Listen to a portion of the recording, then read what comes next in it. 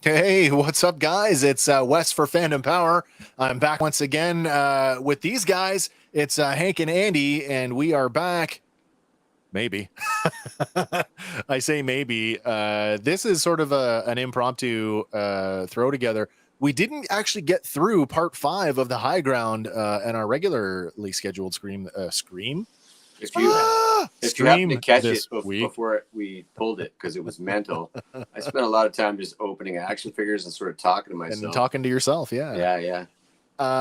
That's the world we live in sometimes, technology, when it works great. And when it doesn't, it can really throw you for a loop. And so Telegraph podcasts used to suck.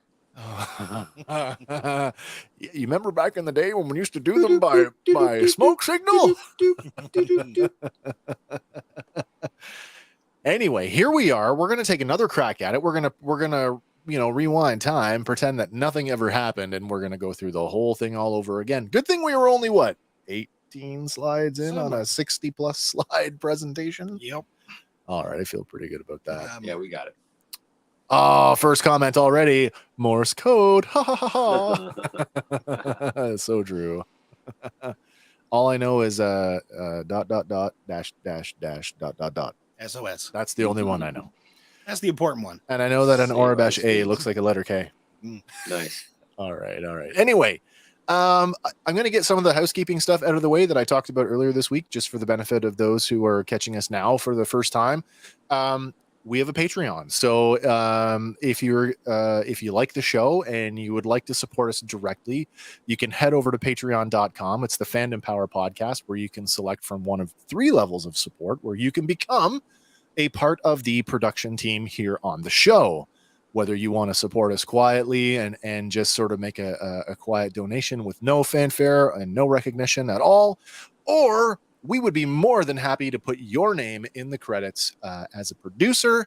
And if you want to go all the way to the top tier and become an executive producer on the show, you can submit your show ideas. And when we select them to be developed into fully fledged episodes, you will be invited on the show as a special guest / co-host, because it's your show. All right, now that that's out of the way, I want to talk about some of the reveals we got that answered some of the questions that we had. Particularly, there was a couple. There was. I mean, we're toy people here. We like toys. I think some of you guys like toys. I like toys. I do too. So speaking of toys, just a quick aside, Hasbro Pulse showed off a Star Wars 6-inch Black Series Ned B today. He looks all right. So if you're a fan of Ned B, you have Ned B to look forward to. But I want to talk about these guys. Let's start with this one. We saw that bounty hunter droid, the protocol droid, back on Dayu in episode 2, I guess it was. When we went to Dayu, was it episode 2? Yeah. 2 or 3. And I had questioned if this was maybe a reuse of 4 LOM from The Empire Strikes Back, or perhaps... I certainly thought that's what it was from the teaser trailer. Well, even with the green glowing eyes, it was very 4 LOM. Yeah, we've never seen him at night, so who knew that his eyes didn't glow, right? Exactly. Yeah. And then I thought, well, maybe the dual-wield pistol thing is just a shtick. Like, it's just an earlier thing that he's either been reprogrammed or... what he started out with. And then the other thought I had was maybe this droid was a hybrid of maybe Q90, the character voiced by Richard Iowade of IT Crowd. Turns out, nope, those are both wrong. This is a brand new character. This is One Jack. And although we have no idea what the designation One Jack is, we did have earlier confirmation on that name from an interview that Deborah Chow gave, because this character did not appear in the credits. So yeah, One Jack it is. And then the other thing we got, and this is the one that had me really jazzed, because for any of you that know me on a personal note in my Black Series collection, you know that I am a freaking nut for clone troopers. Not that I have a gajillion of the same clone, but each time there's a new not stormtroopers, mind you, clone troopers. So when there's a new clone, I kind of flip for them. So when we saw this new Purge Trooper, I'm like, what is going on here? Oh yeah. As you may or may not know, that the Purge Troopers were some of the last clones ever to come out of Kamino. In fact, some of them came after Order 66.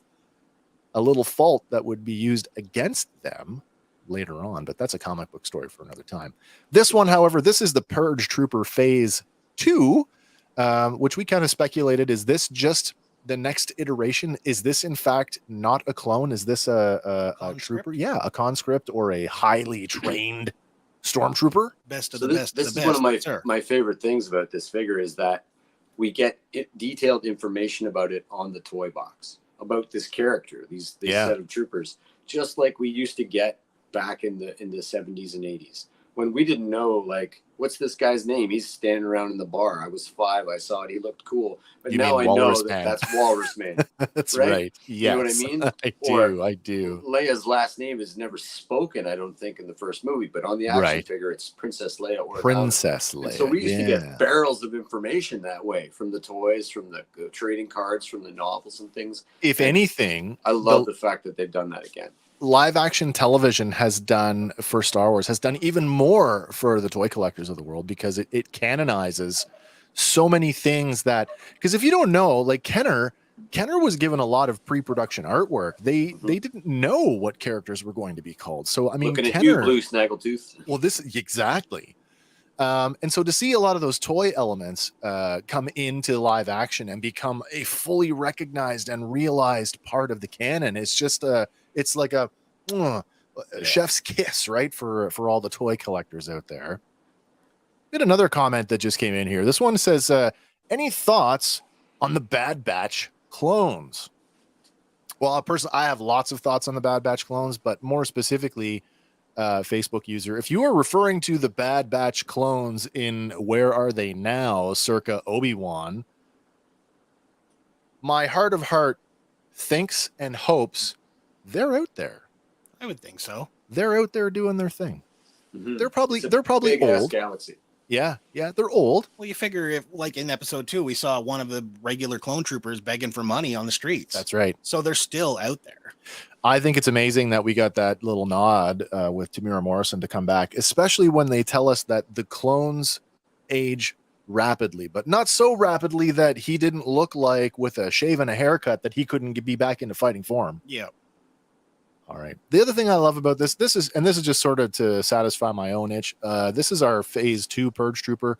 As we said before, kind of has this like hybrid, still looks like clone armor, but that helmet, there's something going on with that helmet where it looks like a mashup between a standard stormtrooper helmet and possibly an Imperial officer, but also some Vader-esque elements in there with that triangular sort of respirator piece on the top. And when you put that up against the Phase 1 Purge Trooper, you can sort of see the evolution of that. And I think they look fantastic side by side. Yeah. The Phase 1 kind of looks like the Michelin Man. Sort of. That's so true. Sort of domes. Yeah. It's your dog's Kong toy. I can't wait. It is. Yeah. I hope not. I can't wait for the Purge 2. Old Galaxy, yes. But is the series good, or was it their only play? And then we get a follow-up comment that says, Rex and company were old in the Clone Wars, and they still kicked, though. Yes, they did. And we know that we know that they make it at least until Rebels. And we know that Rex has been canonized to have been at the Battle of Endor. So, I mean, old does not mean unable to fight. So, yeah. I mean, I really enjoyed the Bad Batch, what we got. And I think that knowing that there's a second season, that's another long con. So its sort of place in the canon will be, still be determined for sure. Again, I still think that they're out there. Now, Tamira Morrison has said he would be interested in playing more clone characters. And I think it becomes a little bit more difficult, though, when, I mean, at least with the Bad Batch, you've got some variety. So you don't necessarily have to have the same actor play every member of the Bad Batch like you would have to in if you were doing like, hey, we're going to go and visit the 501st Legion, where you'd have to. Yeah. So we could the face tech properly done. You could really flex on that by putting different versions of Tamira Morrison on different. Yes, you could. You know what I mean? You could. Really you could just hire a bunch of other Maori actors. That's very true. that are that fit the bill. I mean, I mean, all kidding aside, I mean, you could get a Dwayne Johnson to play your Wrecker, and you could have Tamura Morrison play, let's say, Hunter, and then other Polynesian actors fill out those ranks as long as they fit the general description for that character. You know? Yeah, right. Yeah, exactly. Oh, we got one more coming in. Actually, I'm not going to read that one out loud. It's my buddy Rob from Petawawa. He's not sure why the comments are not showing up. Rob, commenting through our Facebook group, you must go over to StreamYard on Facebook and give them permission to use your name. It's all part of the privacy settings to protect your identity so nobody can see who you are. You anonymous Facebook user, you. It's out of the bag now, though. It is, yeah. Well, I didn't say no last names. Could be any number of Robs. True. I could just be, that's a red herring. It could be. Maybe it's a Bob. All right. Anyway, let's move on. All right. And then the last thing that they gave us, I guess this is last week now, is they gave us a rendering of this iteration of Tala Dureth. And that's a great rendering because that looks like fabric. And maybe now that I'm looking at it, maybe it's not a Black Series figure that they're showing us a rendering of. Maybe it's something larger, but it could be a 6 scale. Who knows? Yeah. It almost looks like soft goods there in the I don't know what you call those things in the pants. The flappy things like the polo riders. I don't know what to call those things. You know what I'm talking about. Yeah. Interesting that this is the version of Tala that they chose to go with and not the hair down kind of version. More to follow. It's more to follow. That's all. Absolutely. And like I said before, if you were only coming to this character now and you weren't invested in that character, who does not want another Imperial officer for their collection, at least for a custom figure to use for something else? Yeah. So we got those to look forward to, and a whole bunch more. Like what was it? Obi-Wan Wandering Jedi, I think was one, and then there's Obi-Wan Jabim Station is the other one that I've seen floating around. Everybody gets a figure, or 3, or 10, and all the Inquisitors. Yep. Yeah, so they are coming. I love it. All right. Money, Hasbro. Today saw the finale of the episode, or the finale of the series for that matter, and I do not want to divert from what we're talking about tonight, because if I do, I will not give tonight the attention that it deserves. So, with no more fanfare or no more on that, we're gonna get right into it. It is part 5 of Obi-Wan Kenobi, the series that is now completely streaming on Disney Plus. This one debuted Wednesday, June 15th, 2022, was written by Joby Harold and Andrew Stanton. Andrew Stanton only got 2 episodes in this series. He got episode 5 and episode 6. I would have loved to have seen him get a whole lot more now that I've seen his writing. If you're not familiar with his work, he's a longtime writer, producer, director, and sometimes voice actor over at Pixar, with writing credits and directing credits for Finding Nemo, Finding Dory, WALL-E, and the 2012 John Carter, as well as a writing and co-writing credits for all 4 Toy Story films, of which he voiced Emperor Zurg. Nice. Crazy. All right. As the rest of the series, this one is directed by Deborah Chow. We have a runtime last week, or this week, I should say, of 43 minutes with the recap and the credits, or 34 minutes and 17 seconds without. And our episode synopsis this week reads, Imperial forces attempt to draw Obi-Wan out. All right, and the episode opens. It is a bright, sunny day on Coruscant as we open with a wide shot of the dense cityscape seen below what I believe to be is one of the 4 corner spires of the Jedi Temple. As the camera pulls back, Jedi Padawan Anakin Skywalker stands tall as he overlooks the urban sprawl. Interestingly enough, this is probably the lowest density of air traffic that we've ever seen on Coruscant. And it's a Sunday. Well, this is it. I talked about that earlier. Is this just a production, like a budgetary thing to save on costs, so we don't have to populate the sky with the same 7 repeating cars in a row, like the Flintstone thing, right? But you know what? I actually said the same thing, that like in the story, it could serve to sort of infer to us where we are in the galactic timeline. And I would say that tells us that this is before the militarization of the Republic. Yeah, when there just isn't enough, there's no reason to have that much travel. There's no war going on. So this is just a regular day on Coruscant. That's a good bet too. It's the first indication of the timeline. I also find it super interesting that I think that's Padme's apartment off in the distance that he's staring at. I wondered that. And so, I mean, I can't corroborate it in any way, but it certainly looks like, he could see Padme's apartment from the temple in Revenge of the Sith.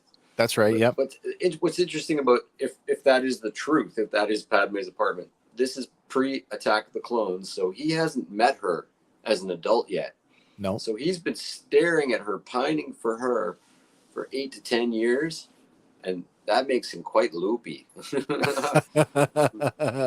It does make him kind of loopy. A little bit stalkery, like a lot closer to sort of Vader, not like a female stalker, but certainly you think of Vader as stalking the enemy. Well, I mean, it certainly speaks to, especially in the context of the entire series, his level of obsession. When there is something in his sights, it's obsessive. I mean, how else do you say it?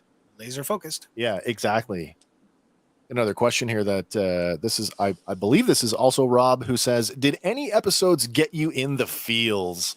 Yeah, we got to talk about that next week. Yeah, because when we do our final episode review, we're going to touch on the series as a whole and talk about sort of highs and lows of the series altogether. But the short answer is yes. I would say that there are at least one moment in every episode, if I were really to hone in on it, that I would say like really had me in an emotional place. Not necessarily because of the context of the episode, but because of my how I feel as a fan about the property. So. Some of those callbacks I really, really loved. No secret, I loved the Alec Guinness callback, which a lot of people missed, by the way. Yeah, right. Did not pick up that it was Alec Guinness in that hologram on Dayu, but that might have been actually. In fact, I think if you go back and watch that episode, I think I actually said something like, this might be the best callback ever in Star Wars TV. So, and I stand by that, by the way. Well, maybe. We'll talk next week. Actually, that's not true. We're going to talk on Sunday because our regular schedule will resume. Mm-hmm. That's right. Of course, if you're catching this in the replay, you have no idea what day of the week it is. Hey, what year it is? I don't know. Maybe it's 2025 when you're watching that this. Old show Obi-Wan. They're still talking about that. That's right. Season 1. We're on season 6 already. What the Darth hell? Vader season 9 just came out, for God's sakes. Yeah, that's right. Talking about Sundays, a lazy Sunday on Coruscant, I actually took a few minutes and kind of dipped into this for a bit. Canonically speaking, within Star Wars, there actually are no Sundays because within Star Wars, there are just 5 days in the Galactic Standard Week. And those days are actually named after one of the celestial bodies or a historical inhabitant of the planet Coruscant.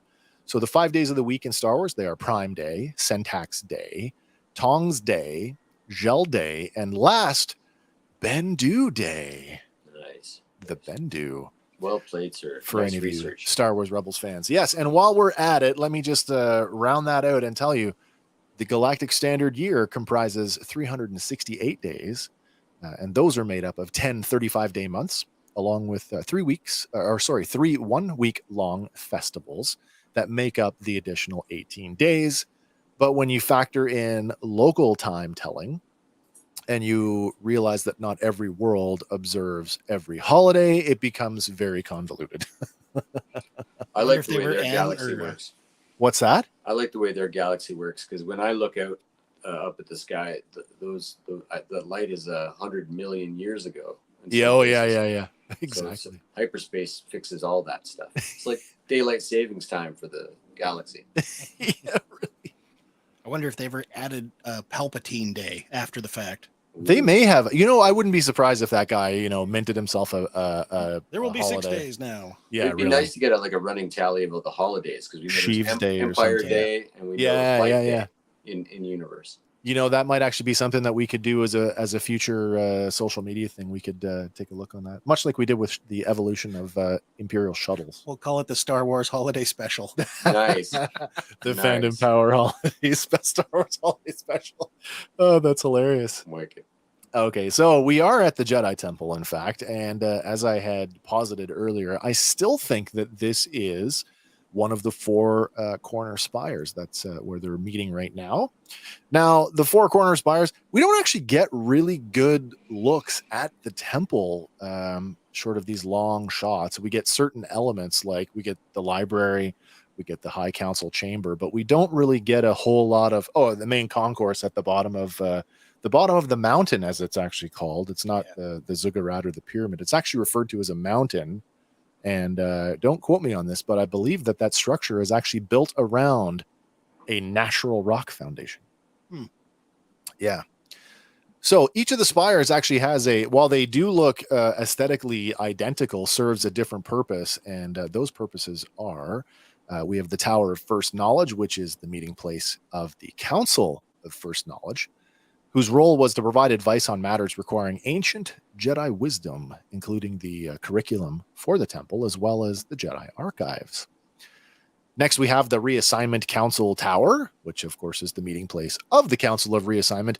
These are the people who manage the Jedi Service Corps, because not everybody who becomes part of the Jedi Order is actually chosen to become a Padawan, and some of them will never be Jedi Knights.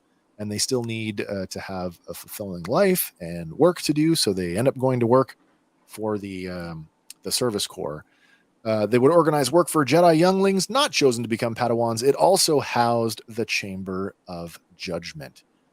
Then we have the High Council Tower. Of course, this housed the meeting place for the Jedi High Council, whose role was the overall decision-making for matters affecting the entire Jedi Order. And then we have the Tower of Reconciliation. This is the place where the Council of Reconciliation would meet. Their purpose was to work with the Galactic Senate and the Republic Diplomatic Corps on settling matters of interplanetary dispute. And then last but not least, we have that middle tower right in the middle. That one was actually called the Tranquility Spire. It is the tallest of the five towers. And it is the tower that housed the Hall of Knighthood, as well as the repository for all the Jedi's oldest and most sacred texts. You know, the page turners that Yoda was talking about. Now, the spire also contained an additional meeting place for the Jedi High Council. And then after Order 66 and the formation of the Empire, the Tranquility Spire became the personal residence of Emperor Palpatine. Another comment here coming in from Facebook says, are you doing anything regarding lightsaber reviews? Saber Forge or others? Just asking before I go to do dad stuff. Well, that's a fantastic question. So I have one lightsaber, and mine is an older Hasbro Force FX lightsaber. So I can't really speak to some of those other companies like Saberforge. Hank, you've got a couple at your place. Yeah, I got 5 or 6 here. Most of them are Hasbro. I have 2 Asajj Venturesses. Lauren has 2 Asajj Venturesses. Sure. I have half of them all. And the other 2 are Rebel Sabers from the company Rebel Sabers, who I found on Facebook. And they took a while to get here, but they're awesome products. Yeah. I'd be down to talk about sabers. There's, a lot out there. I would be down to talk about lightsabers as well. I'd be down to talk to the manager of Toys R Us for putting a $4.99.99 tag on the Darksaber too. Wow. I'd be willing to do that in an alley. I'm pretty sure this is Lauren coming in here, Hank, when she says, well, they're mostly all mine. Yes, it's a true story. It's a true story. She even modified hers like an actual Jedi. I'm super proud. Oh, that's awesome. Yeah, man. All right. Well, yes. So lightsabers, it's always open for discussion here. I mean, we love this. Maybe that's one of those things where we do like an open Q&A. If we ever have an audience big enough to do an open Q&A, or we curate questions over, say, a 30-day period, and then we just do that. So I know that comment was from Doug. I'm pretty sure. Was it Doug? Okay. I bet it was Doug. And Doug, just if you Patreon us, you could force us to do a lightsaber review episode. You definitely could do that. Absolutely. All right, then. Let's move on, shall we? From behind, we can hear Jedi Master Obi-Wan Kenobi enter the courtyard as he says, there you are. Turning, Anakin gives a slight bow as he says, I was beginning to think you weren't coming, Master. And Master Obi-Wan Kenobi answers with, good, then maybe I stand more of a chance this time, as the two Jedi square off and begin a lightsaber sparring session. Good time to ask that question. Oh, it was Rob. Rob says that was him. Good time to ask that question as we're about to have a lightsaber fight. Excellent. As the master and the apprentice begin their duel, both men begin to circle the other while a slight grin forms on Anakin's face. In this sequence, I don't know about you guys, but want to talk about the de-aging that may or may not have been used here? What do we think about that? Didn't take me out of it at all. Me neither. No, me either. I mean, maybe for a split second where I went, oh, okay, that's the way they went. And then, and not take me out of it anyway. I just certainly we noted it. We're not, if anything, I think they use practical effects to, just like makeup. Right. And, yeah. I watched A New Hope last night, and it was something I was watching going, like looking at Pondo Baba and looking at the Bith and going, what is everybody complaining about? Have they actually seen the first movie? There is a lot of it. Yeah, I mean you can see we could spend what they're saying about Obi-Wan is that we don't like it because we can see the seams. And A New Hope is all seams. It's all seams and latex and rubber and so walking into doors. No. Yes, headbutting doors. And I think I even I read that they're aging Obi-Wan with makeup from what Ewan McGregor actually looks like, so to play the character in the show. So I gotta tell you, if anything, they just back it off a little in that sort of Jesus Obi-Wan. That guy's he's got maybe, I think he's been dipped in Dick Clark's remains. Like he's just he's pretty timeless. Yeah, he really does. Yeah. Super. He looks great too, man. Yeah. I agree with that. That man has immaculate teeth. Yeah, and the when he does the Padawan smile, man, it's perfect. Yeah. I did, honestly, at first I thought there was no de-aging used at all. I was just like, oh, they've just chosen to leave them as is because we're not so far removed from that time period that it really matters all that much. And like you said, Andy, it never took me out. So no, yeah. Like I did see online there was a meme for the 40-year-old Padawan. That's funny. I like it. I do want to point out that this is our next big indicator of where this may fall into the timeline, is that Anakin does have his right hand in this sequence, which is the hand, as you can see here, that was kindly relocated by Count Dooku during Attack of the Clones. So this is pre-militarization of the Republic. Yeah. At least by days anyway. Yeah. Mm-hmm. All right. So post-episode 1, pre-episode 2.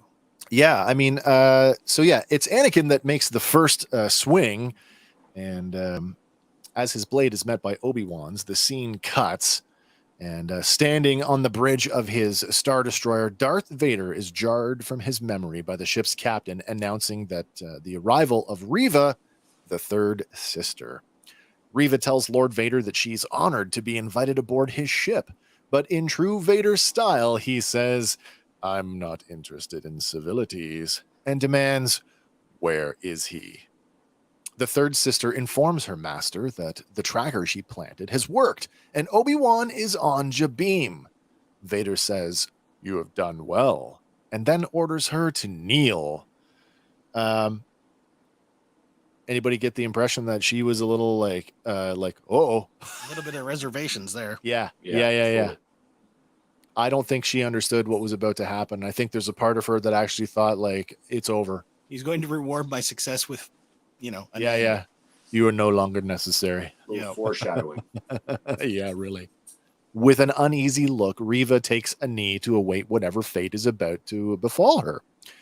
And when Vader proclaims, "Grand Inquisitor," she looks up wide and then quickly regains her composure, averting her gaze back to the deck as the ship's captain places the badge of office on her uniform. And while Reva continues to kneel, taking in what just happened, Vader orders the captain to set a course for Jabeam at once.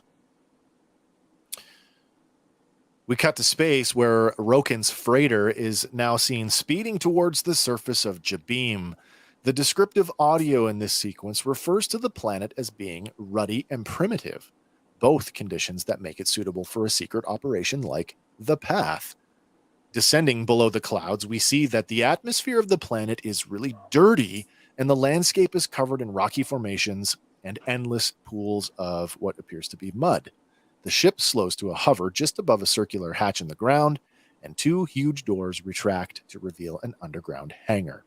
The ship slowly descends below the surface while a large crowd of refugees gathers to watch. Now, Jabim made its first appearance in the 2003 Dark Horse comic, Star Wars Republic number 55. That issue, along with issue number 56, were collectively referred to as a storyline called Blood and Rain. In that story, Obi-Wan Kenobi and Anakin were assigned to Jabim during the Clone War at a time when most of the locals had sided with the Separatists. That suddenly put the existing Republic outposts in extreme danger.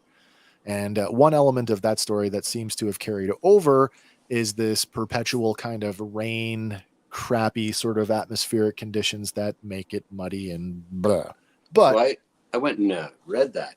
Yeah. After, like, because we had an extra day, if you will, or two. Yeah. It's really good. I know it's a Legends thing, but there's more parallels between what's going on there and what's going on in our show, and it might be one of the reasons they chose it. First of all, it's Obi-Wan and Anakin are there as Master and Padawan, and it's not lost on me that they're still this Master Padawan relationship between them. You know, the way they can sense each other, the way they feel each other. Yeah. But a ship explodes and Obi-Wan goes missing for the entire run of the two comics. Only to appear at the end.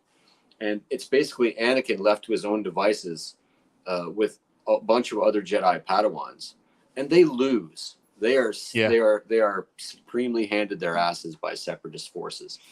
Interesting. And it's basically Anakin in a bacta tank at the end, and he barely survives it. And it's a good read if you can suss it out, or I can send you a link to the online version. I read. It's ostensibly it's very like Obi-Wan is missing. He's not present for the whole thing, and it's sort of like Obi-Wan's spirit in this is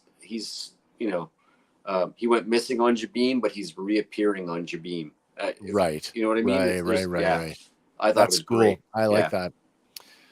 Another reference, we get Jabim pops up in the 2006 expansion Forces of Corruption. That was an expansion for the RTS video game Star Wars Empire at War, which I have not played. I don't know about you guys. Nope. Now, canonically, Jabim gets mentioned in the 2016 Star Wars The Force Awakens beginner game, the RPG beginner game from Fantasy Flight Games. But the episode 5 of Obi-Wan Kenobi is indeed its first on-screen appearance. Nice. Side note here for Dark Horse Comics.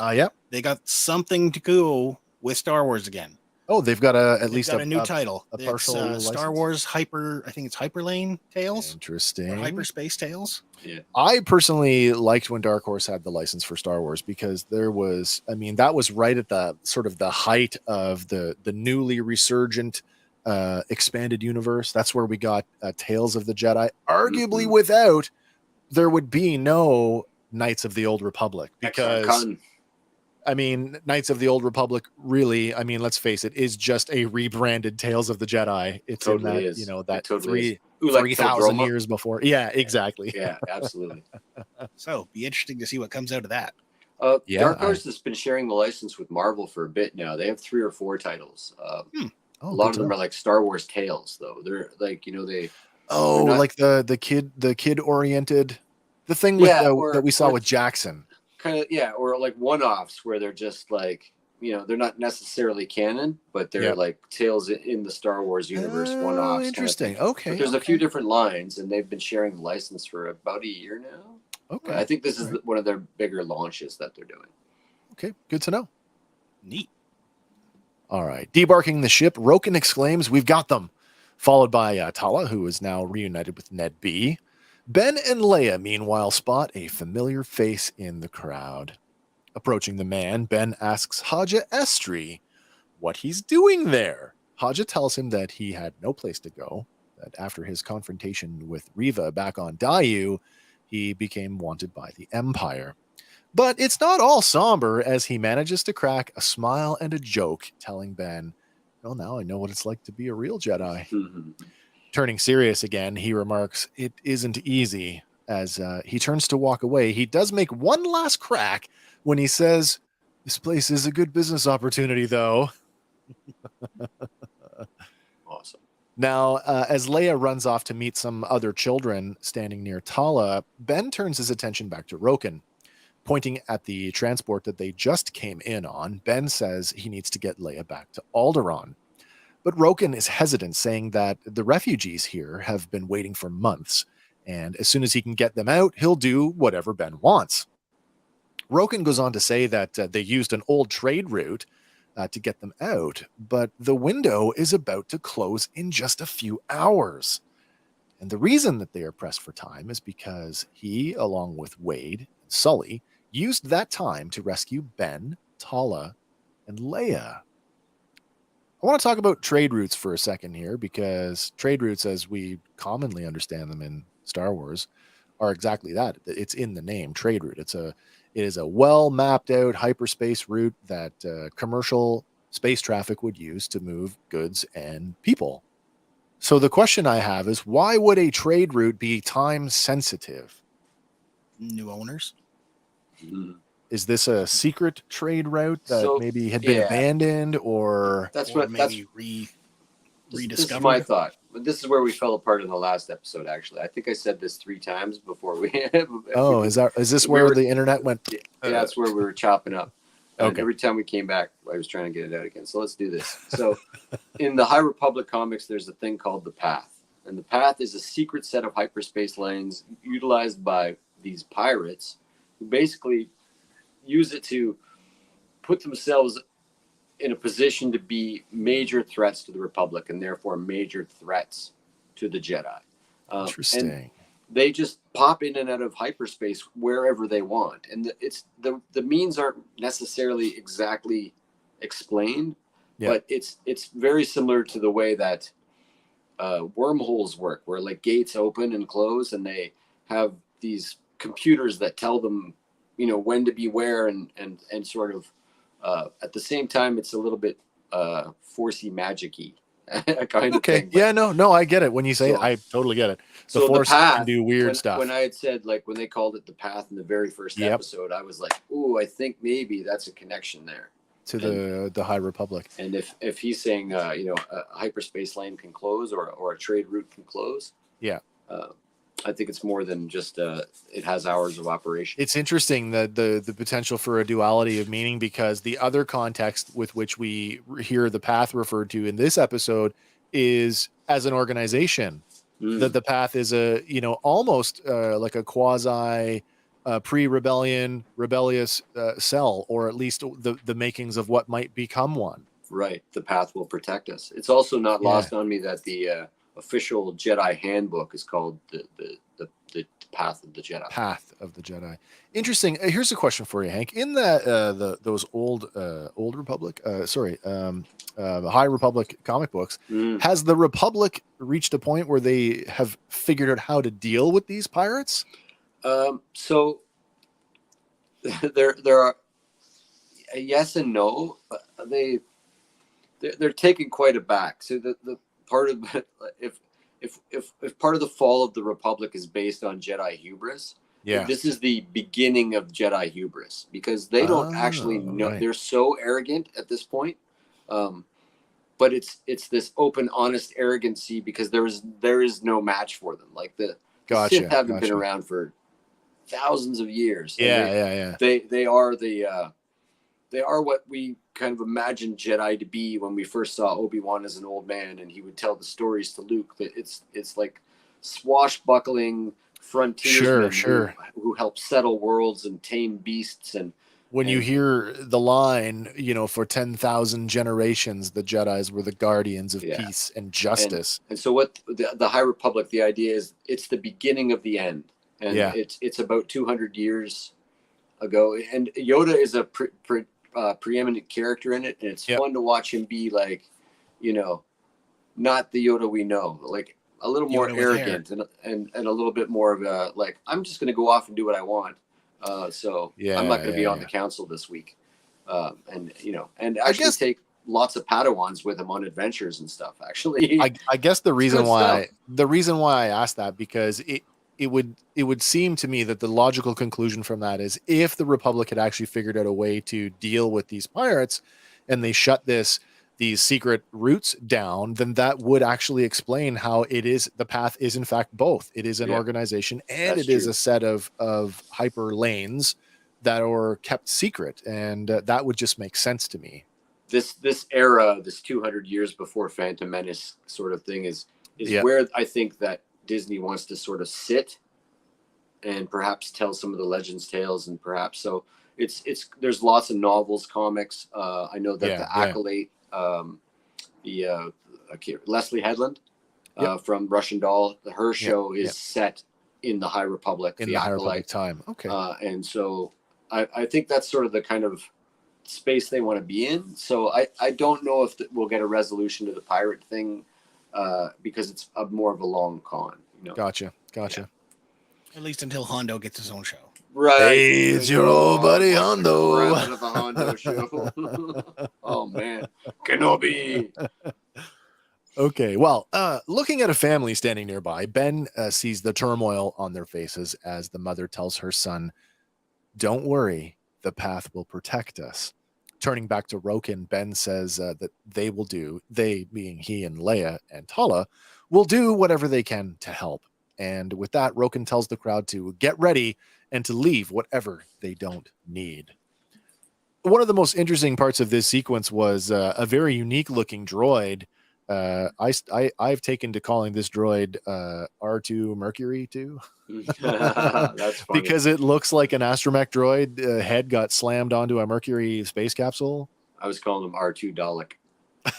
That also works. I like that. How long till he gets his own figure? I don't know. I bet you that would 3D print though. I mean, that would be oh man, that could be like an overnight job. Or you could just put a shuttlecock, an R2 head on a shuttlecock painted. That's so true. I have a question about this droid, right? Because astromechs apparently are far older than we give them credit for. They go from being this new model of droid to being no, they're actually quite an old model of droid, literally overnight. This one to me has all the trappings of what I would call a scratch built droid.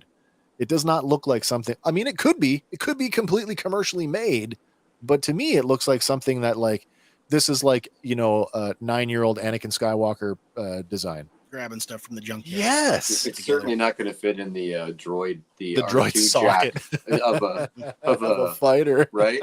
It's not designed for that.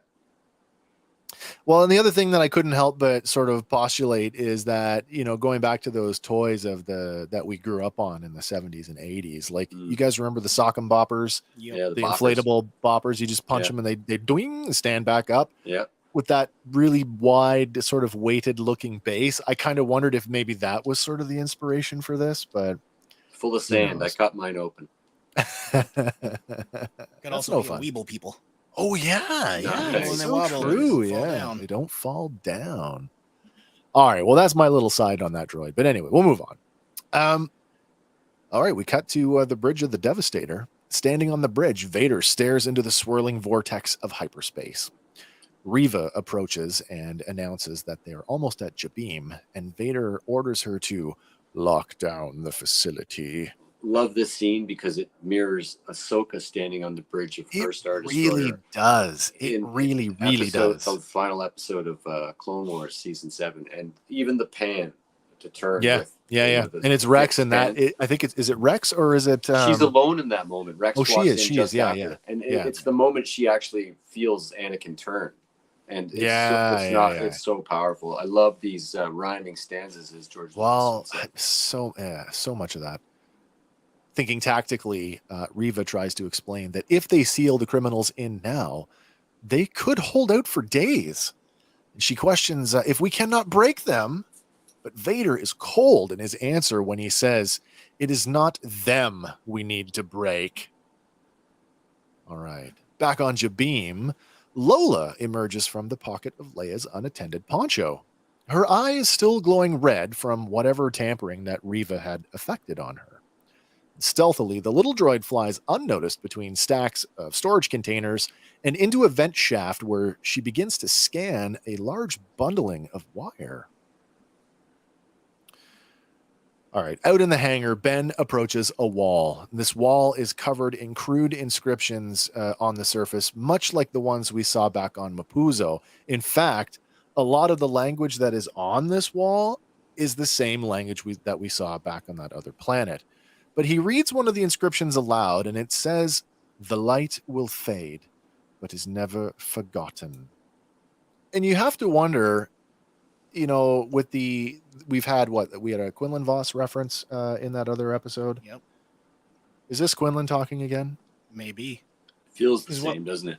What was the phrase on the other one? To see, you must close your eyes. Yeah. Is it maybe part of a larger a larger lesson, maybe? Yeah. Isn't that the overarching theme of the whole episode, though? Is the lesson, the parallels of the lesson on Coruscant versus the lesson learned by the time we get to the end of the episode. Yeah. Mm-hmm. It just thematically fits.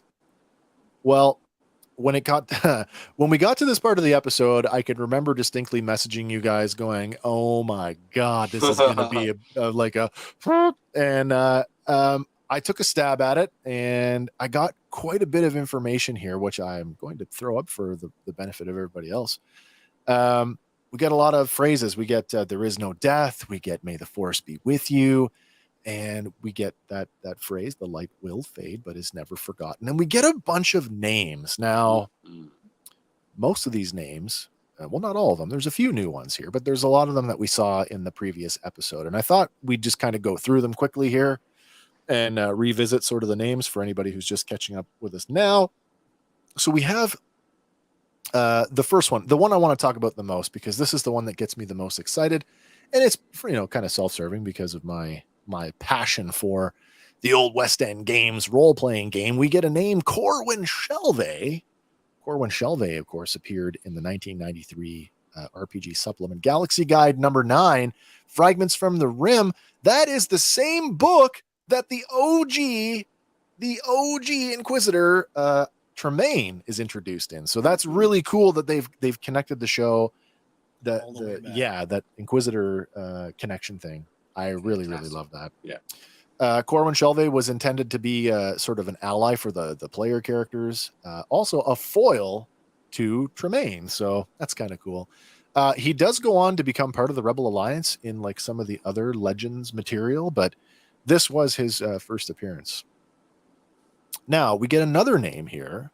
This one's cool. This next one is Drake Logan. Now Drake Logan was Logan.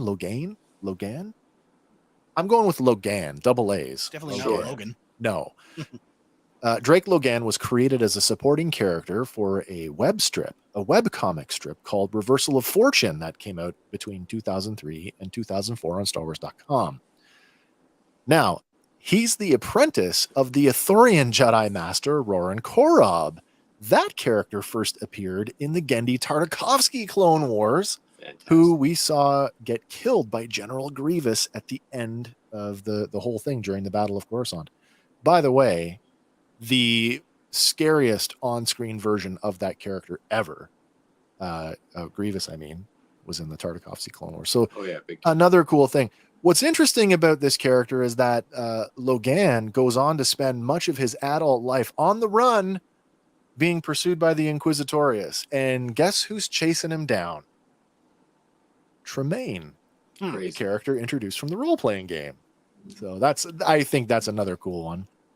It's all connected. It is all connected. Yeah, all is connected is written on that wall.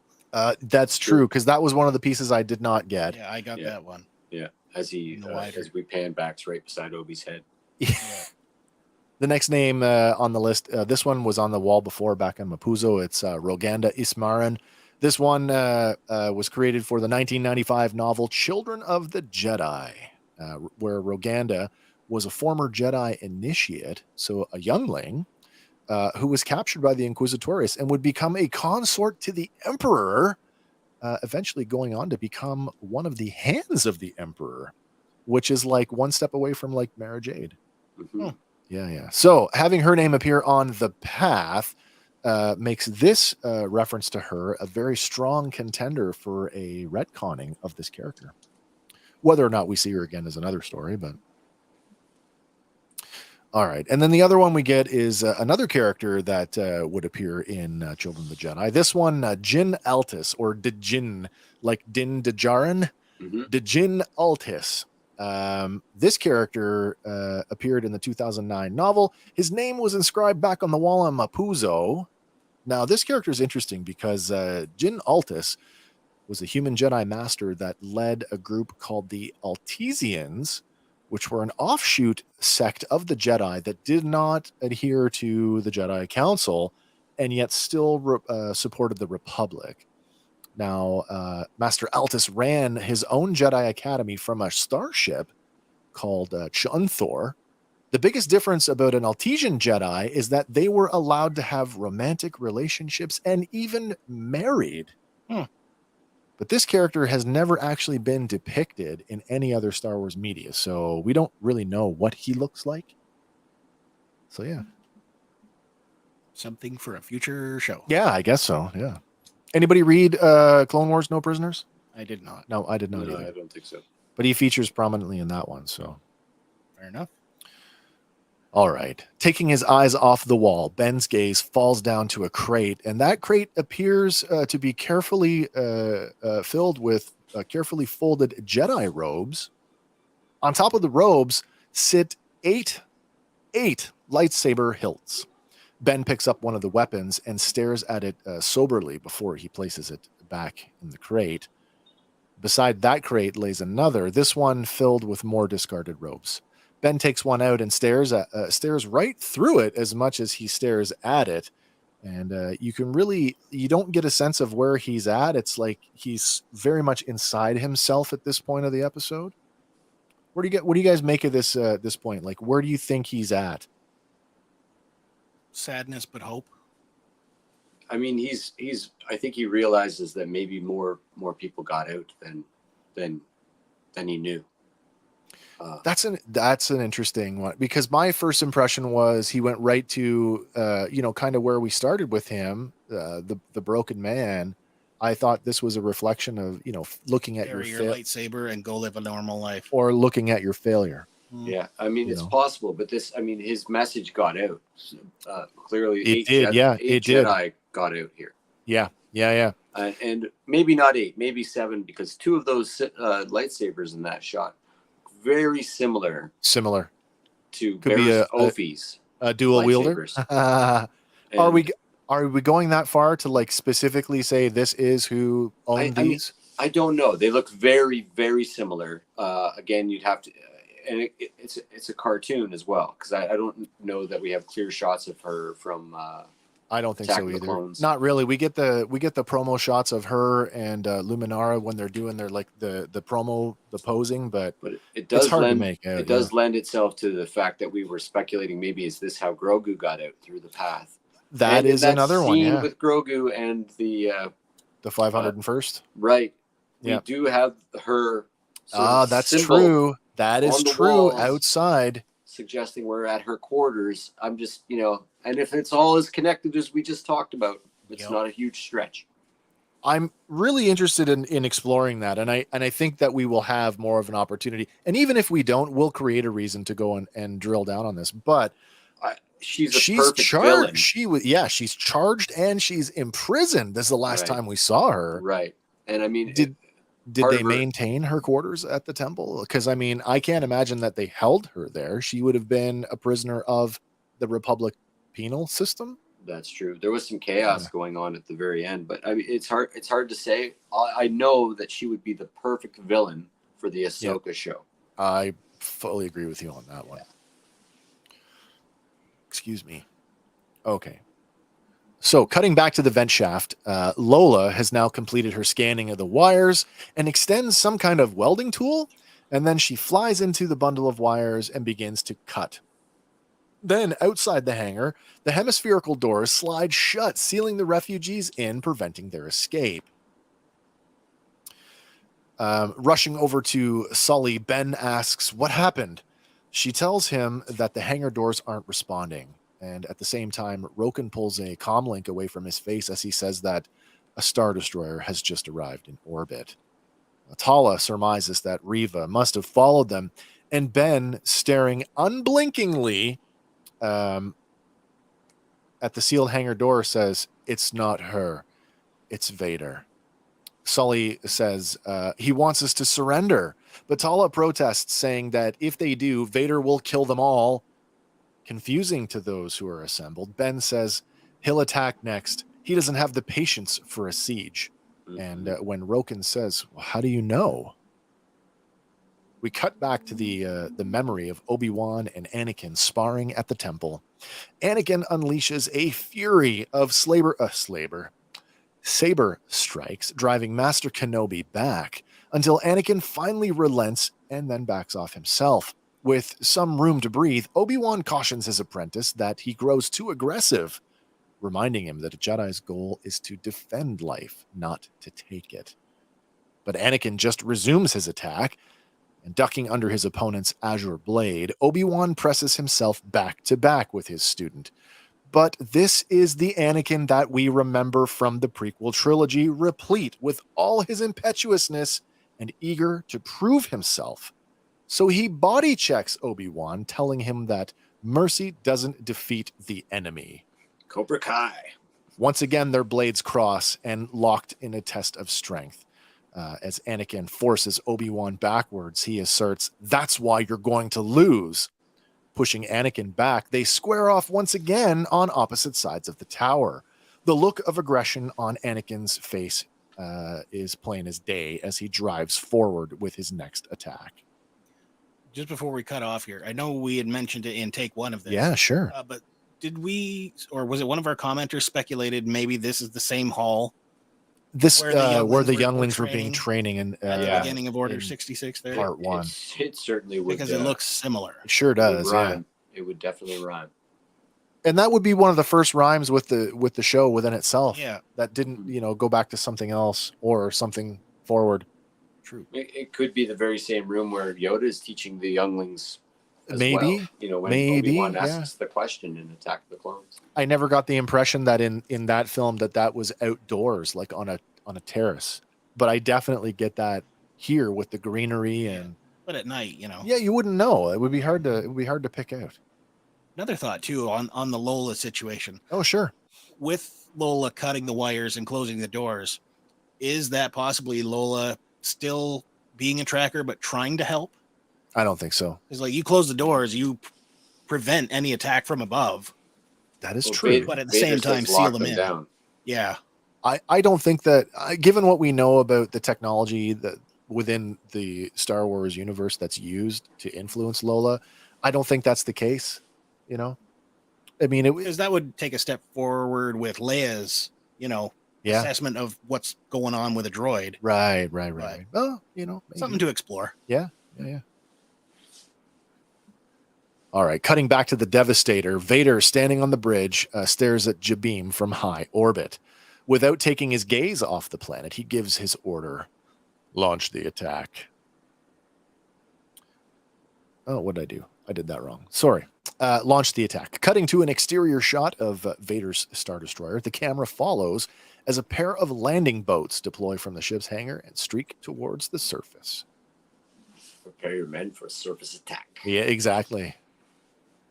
Back at the hangar on Jabim, Ben addresses the crowd, saying that he understands they're all scared. He says the Empire will attack soon. They're stronger, better equipped, and if they try to fight, they won't survive. Continuing, he says, but we don't need to fight. We just need to hold them off long enough to get you all out. He asks Roken how much time that he'll need to override the doors. And when Roken says that he'll need 3 or 4 hours, Ben takes a page right out of Jim Kirk's playbook and says, "You have won." He also tells Roken to block every other remote access to the doors before addressing the crowd again. He tells them that together they will lock down all the other entrances to the hangar and that if they can defend their position, they will be gone before the Empire can get inside. As Ben looks around the room, Roken adds an encouraging, "You heard him. Let's move it, people. Let's go." I found this really funny at the very beginning of what you're talking about here when Obi-Wan's telling them the gravity of the situation. Yeah. They're better than we are. And I just started laughing, thinking like if it were a comedy sketch and he just kept going, like They're more intelligent than we are. They're better dressed. They have nicer uniforms. They're better shots than we are. They have a better leader. They have a nicer dental care ships. plan. Exactly. You know, it's funny. You're not inspiring hope here, Obi. Come on, man. They have a But if we do it plan. together, if we just stick together, we'll be okay. Fantastic. Right. All right. Cutting back to the high orbit view over Jabeam, the two Imperial landing boats race towards the surface. Down in the hangar below, Roken and Ben go over the defensive plan while the refugees scramble to finish preparations. Now, a heavy beam is welded in place over a sliding door, while another beam is placed on a different door and a different entrance. Now, I want to touch on this for a second because I got to tell you, you guys hear the rumblings about the show looking cheap? Yes. I want to touch on that just for a second. Not because I think it looks cheap. I actually find it fascinating when I can spot the reuse of set pieces. And it's never taken me out of it before until this episode. When I finally went, I was confused. I didn't realize how many different open pit-like areas that this facility actually had that they were moving between. I actually felt that it was the same hangar every time, but it's not. Yeah, right. It's at least two. It's at least two different ones, even though it's one round area and one hallway that we just keep redressing. Yeah. Mm-hmm. This is the first time where I actually went, what? I actually had to go back and change my notes because I thought it was the same room every time. It took me, 3 or 4 different kind of like, as we go over it sort of with the microscope to realize, oh no, this isn't the same room. Am I the only one? I probably am. I didn't notice it. It's okay. So it's just me this time. My only thought was, why aren't they closing the blast doors? Well, there is that. Well, they tried. They put the beams on them. We tried to weld them in place, and kind of a Robin Hood type moment. Well, yeah, that's true. I love how the stormtroopers line up like they're on parade to fight. I quite like that as well. But I mean that even in a modern military, we would call that a show of force. Yeah, and, absolutely. A show of force can be just as effective as firing the weapons. Yeah, 100%. Yeah. Outside of the facility, a pair of Phase 2 Purge Troopers, thank you, Hasbro, along with dozens of Stormtroopers rush to get into formation. Among them is an artillery crew pushing a twin-barreled cannon into position in front of the sliding door. I don't think we've ever seen that hardware before. That's new for me. Yeah. I'm man. like, is that like a heavy repeating blaster? I'm like, no, it actually has like munitions. Yeah. With her troops in formation, Reva's scythe shuttle swoops in, and the newly anointed Grand Inquisitor strides to the front of the column. Wasting no time, she screams at the artillery crew, "Fire!" And they empty both barrels into the hangar door. It is kind of neat to see him reload, though. This to me is right up there with the mortar crew from The Mandalorian. I really enjoyed that. Yeah. You got that impression that there was munitions in Solo as well. Yeah, you really do. We're going to talk a bit more about munitions later on in this episode because there's another cool thing that comes up a little bit later on. Maybe we can talk about it a little bit more. Mm-hmm. All right. Inside the hangar, Sully rushes to tell Roken that the Imperials are using what she calls a heavy gun. She doesn't say what it is, and descriptive audio doesn't tell me what it is, and I don't think we've seen it before. So Tala implores Roken, saying, "We need to get the roof open." Fumbling with a control box, Roken tries to open it, and we can hear what sounds like the spinning of gears and the groaning of like metal on metal stress.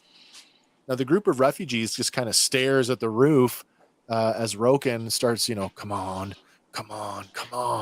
But it's no use. The doors just do not budge. Then Haja, in what might be described as a nervous outburst, blurts out, "That was underwhelming," while Roken, trying to stay calm, answers him with, "I don't need your opinion." I actually like that interaction between them. At first, I was a little bit like, what? This is so inappropriate. But then when you look at the two of them together, he's dealing with it. He's being like really, really polite where he probably doesn't have to be. Yeah. And that Haja's just nervous AF, right? Yeah. Okay. So pointing to the vent, Haja asks if he's tried going inside, to see what the problem is. But Roken sarcastically points out the obvious fact that he's too big to go inside any vents. Leia, meanwhile, who's now been watching the entire scene play out, strides forward confidently, declaring that I'm going to need a ladder. Roken waves dismissively at her, saying, "It's not playtime right now, princess." But Ben, who is now wearing the previously discarded Jedi robe, interjects with a firm tone reminiscent of his days as a general of the Grand Army of the Republic. He says, "Do as she says. You trust me, and I trust her. Get her the ladder." Yeah, awesome. I love that line. And I actually love the assertiveness of him in that moment. Calling to the princess, Ben tells her, "Be careful." And she nods affirmatively. Turning back to Haja, he asks him to keep an eye on her. And Haja, in a bit of a panic, blurts out, "Ben, I'm not a babysitter." But at the same time, Ben's old holocom begins to chime, and he excuses himself, leaving Haja standing there with a blank look on his face, wondering what the heck just happened. Then, with the ladder in place, Leia climbs her way up and into the vent shaft while Roken continues to mess with this unresponsive control box.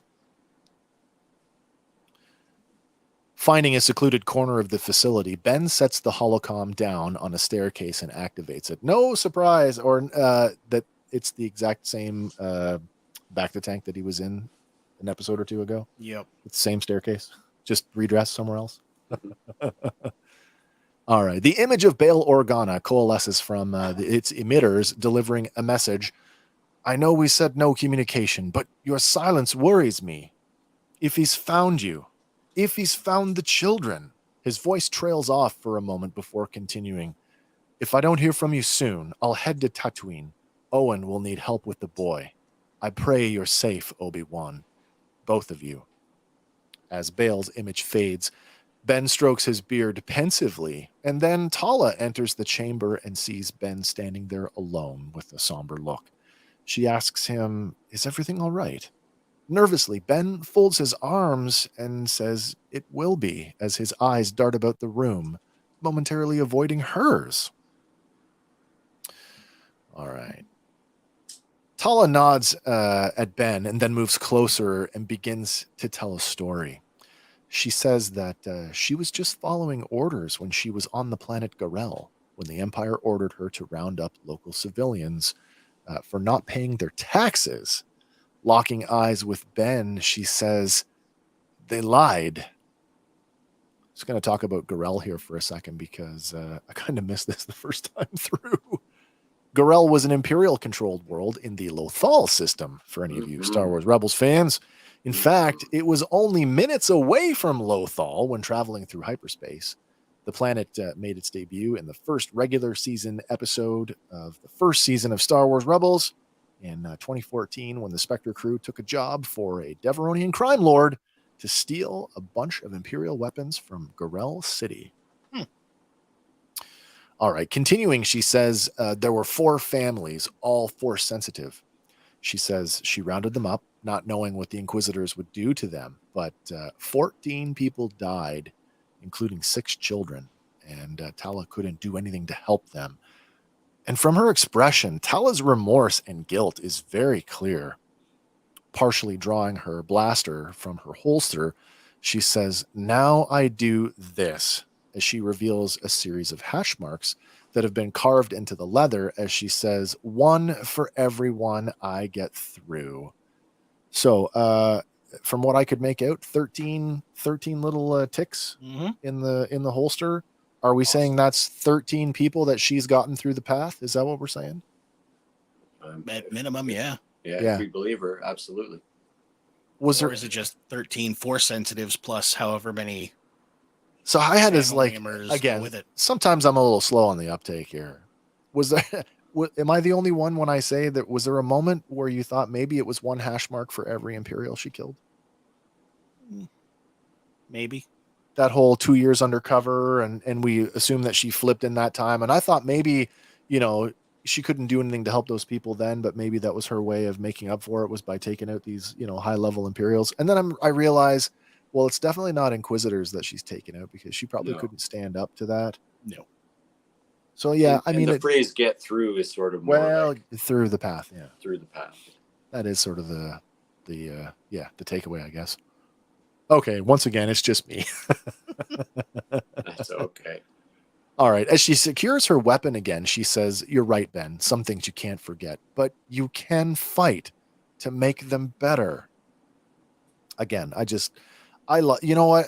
If there's a standout character for the episode, it's Tala. I love her character. I am so disappointed that we're not going to see more of her. Shh. Spoiler. If you haven't seen it by now, what are you doing listening to us? Okay. Just then, Roken rushes in, declaring, "We're in trouble." Outside the facility, the Imperials continue their assault by putting another pair of heavy artillery rounds into the door. Ben, Roken, and Tala rush to the entrance area where several refugees, now armed with blasters, have taken up firing positions. Roken, now carrying a Wookiee bowcaster, says, "I don't know how long it's going to last," asking Ben, "We got a plan B here?" Ben says, "We're going to have to slow them down." And then he instructs Roken, "Tell the Inquisitor I want to talk. She started this when she kidnapped Leia." As Ben walks toward the hangar door, he says, "I'll buy as much time as I can." Bowcaster. That's an interesting choice. Yeah, he's a big dude, right? I was going to say, where did that come from? Secret stash. It's entirely possible. We'll talk about the bowcaster a little bit more, actually. Is it specifically a Wookiee? Like, I mean, that's why we're familiar. It is a Wookiee. It is the traditional blaster-like weapon of the Wookiee species. And while the general consensus is that they're all handmade, that is not 100% true, because there are several commercially made bowcasters. Chewie bowcaster is actually built on the same he did build his last one was built on an Imperial E11 blaster chassis. Nice. Yeah. So the big difference about the weapon is that it's actually not a blaster as we understand them in Star Wars. In fact, the bowcaster fires metal quarrels that are enveloped with plasma energy, and the two orbs on the end of the throwing limbs are magnetic accelerators. So basically, it's a rail gun. It's a handheld freaking rail gun. That's what it is. Nice. It certainly packs a punch. Bowcasters were known to be more accurate than blasters, but they were also significantly heavier, making them unsuitable for most human beings. So yeah, the fact that Roken is slinging a bowcaster, that's impressive. Favorite part of The Force Awakens is when Han picks up Chewie's bowcaster and says, "Let me see that for a sec," and then actually uses it, and you get the impression that it's for the first time. Like he never fired it before. He goes, "Wow, hey, what have I been messing around with this thing for?" Love that moment, actually. Me too. Actually, the only thing I didn't like about that was, like, you mean to tell me in the 40 plus years of your friendship, you've never done that before? Right. Never fire another man's blaster. Fair enough. That's an old Western tradition, though, right? Yeah, that's right. That's right. Keep your hands off my girl and my gun. Yep. Yeah. I get it. All right. Both Force users step up to their respective sides of the door. Reva on the outside turns her ear toward the door and then leans in, while Ben places a hand on the door, and the audio cues tell us that he reaches out with the Force. Mm-hmm. Is this a Force communication technique that we've just not seen before? Is that what's going on here? Or is he, like, reaching for something deeper? Or it could be a shorter distance version of what Kylo Ren and Rey shared. That whole dyad thing they're talking across. When Kylo is trying to rip the information, or when any sort of Force user is trying to read minds, they gesture. So just the physical contact with the door. I think he's trying to connect with her, whether she allows it or not. I think that's what he's doing in this moment, is trying to connect to her. So, almost like a Jedi lie detector. He does clearly in a few moments. When you describe it, he does glean some information that she's not giving up for free. There's the whole notion, and I didn't really touch on it, but it's like the Purge Trooper actually goes over and says, they want to negotiate. Mm. So they were able to get a message through the door by a non-force using method. So maybe there's something more to it. Scan through the frequencies on the channel. Comment coming in from Facebook. Well, he is the negotiator. That's true. The great negotiator. You know what's funny is that line. We're short here too. Well, that line comes up a couple of times over the course of the canon where Kenobi's supposed to be this great negotiator. We still have yet to see that.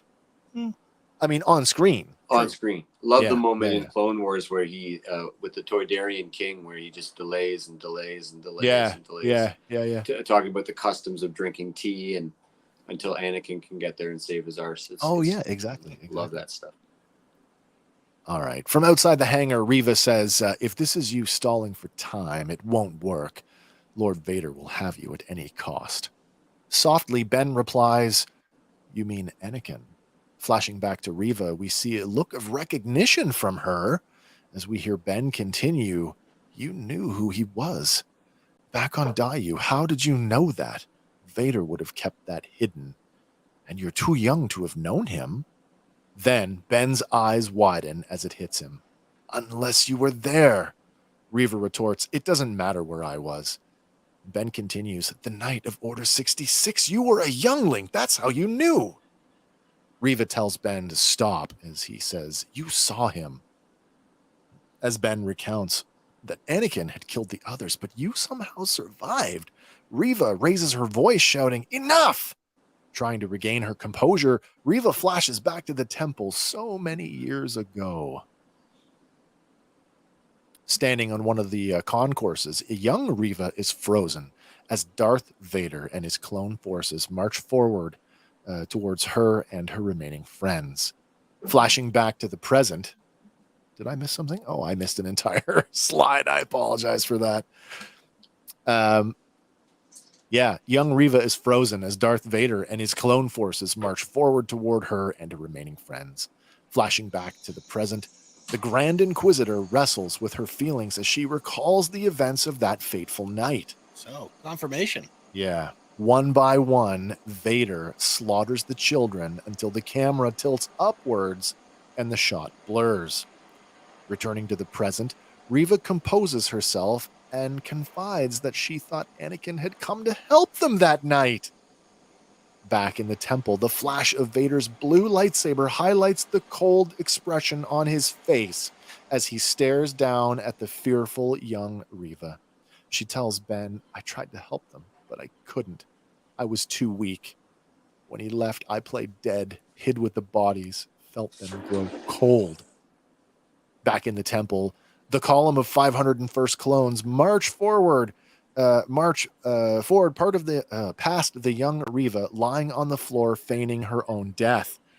She says, they were the only family I knew, and he slaughtered them.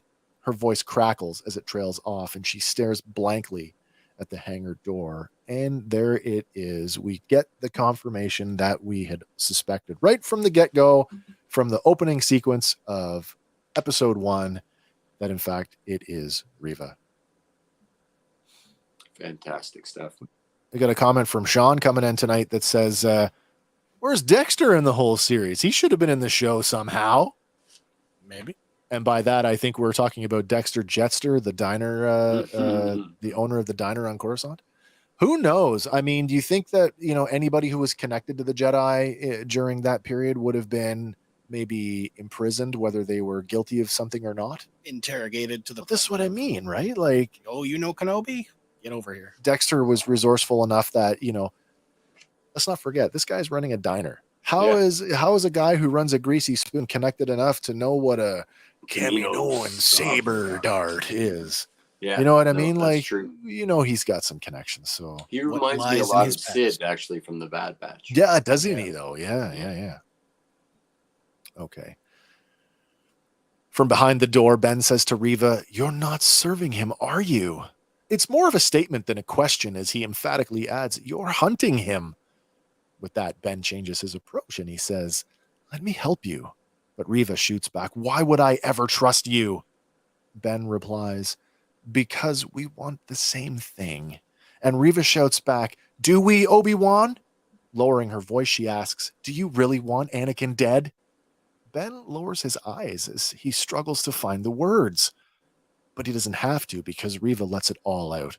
Where were you while he was killing my friends? He was your Padawan. Why didn't you stop him? Why didn't you save us? Because he was busy killing Grievous. Burying her vulnerability, Reva hisses, I don't need your help.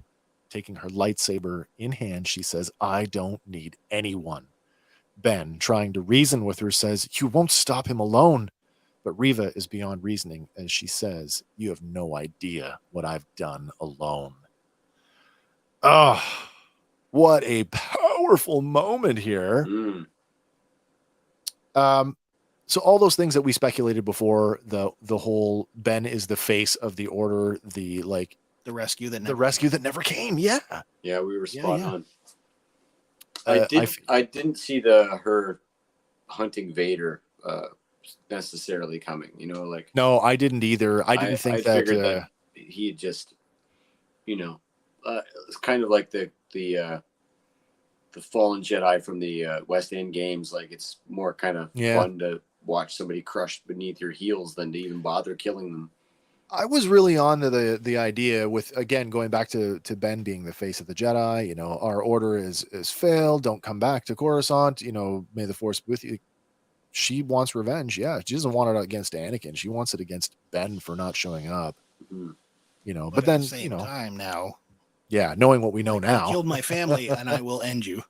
Yeah. That whole, we want the same thing. And then her, do we really? Do you want him dead?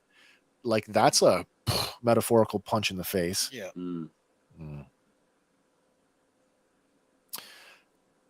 Reva then rams her crimson lightsaber through the door and in one neat sweep of the blade cuts the steel beam holding it shut in half. Take that, Qui-Gon Jinn. Yeah.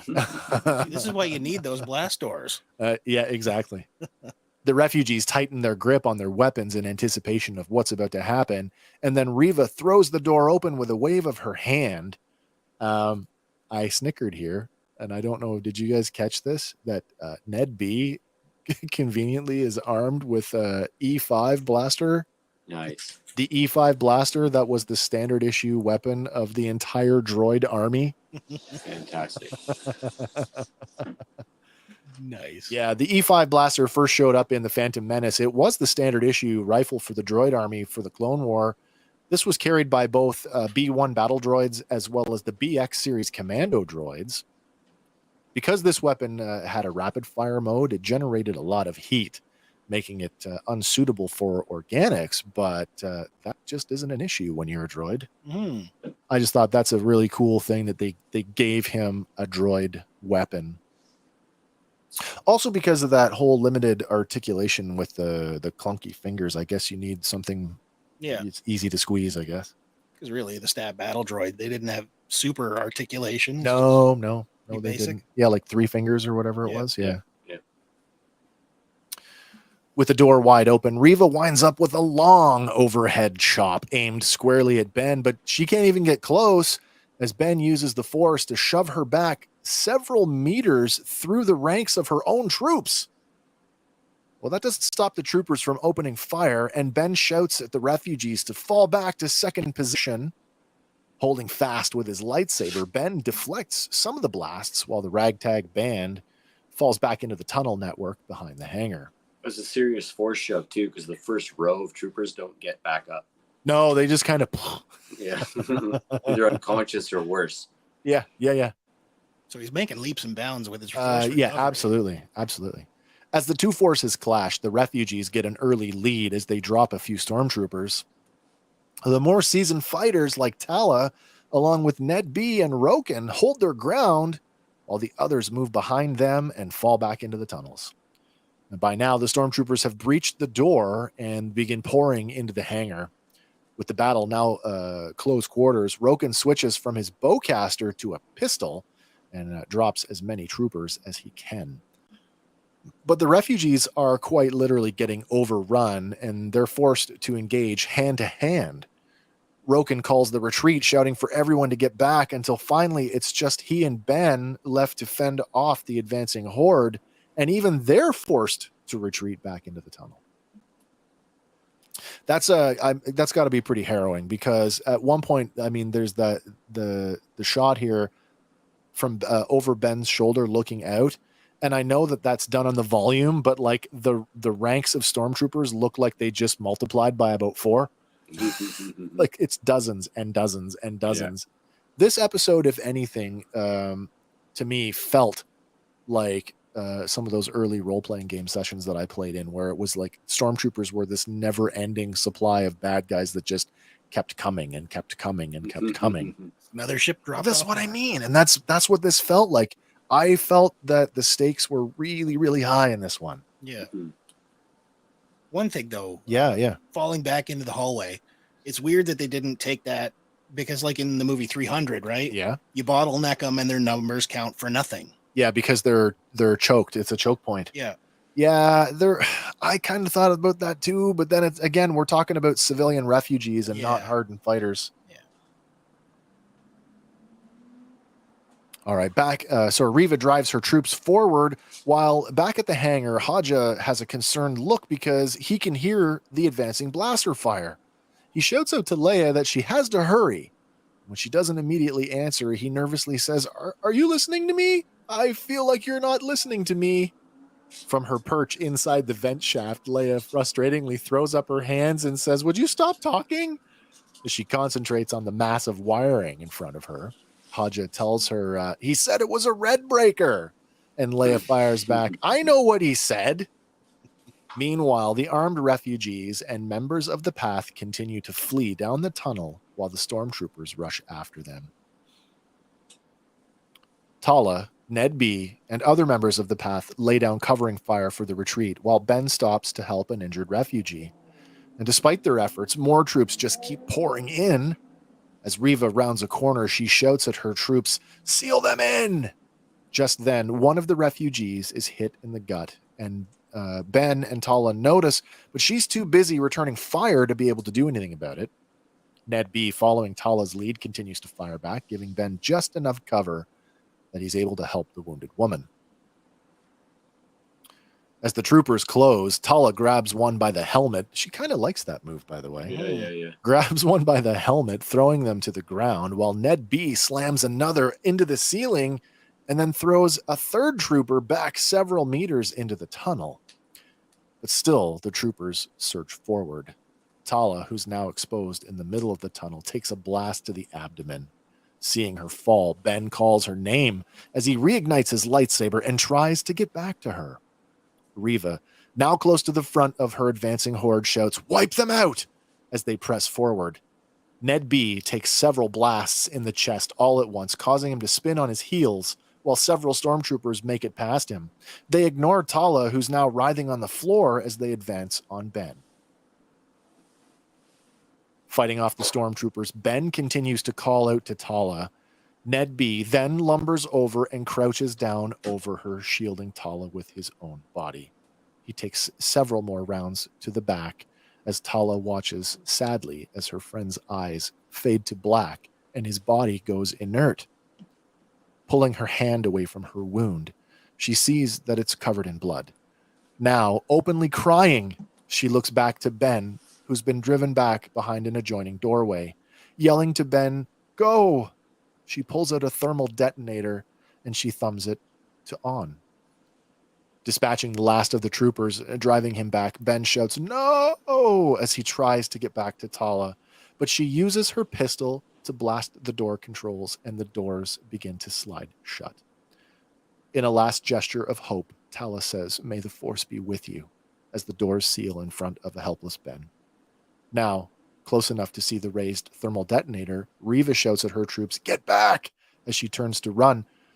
Then, Tala closes her eyes and hits the activation stud, detonating her explosive device. Anybody else have a hard time with this sequence? Yeah, very powerful. I did. Yeah. It's like you're just getting to like her, and now they're taking her away. That's what I mean. Like she's been a high point of the series for me. Even Ned B's death reminded me of K2's death. From Oh Rogue One. yeah. You know, and also sort of lending the idea that droids are almost pet-like or dog-like, like you know, and I don't mean that in any negative way, like super loyal to their master, and, like a family member, like a family member, but just, you know, just this side of human kind of thing, like the way we feel about animals. Let's talk about that a little bit more, because if we go back to Solo, we actually get exposed to a whole other relationship between organics and droids, when it's heavily implied that L3 and Lando were in a romantic relationship. Right. So that wasn't lost on me in this scene, because they lock eyes and she looks like she's lost like someone she cares deeply about. This is more than just a load lifting droid. Absolutely. Yeah. So there was a sort of a you know, she's a tremendous actress. Yeah. Well, right. Yeah. Indira Varma in this is actually she's freaking fantastic. Yeah, she's outstanding.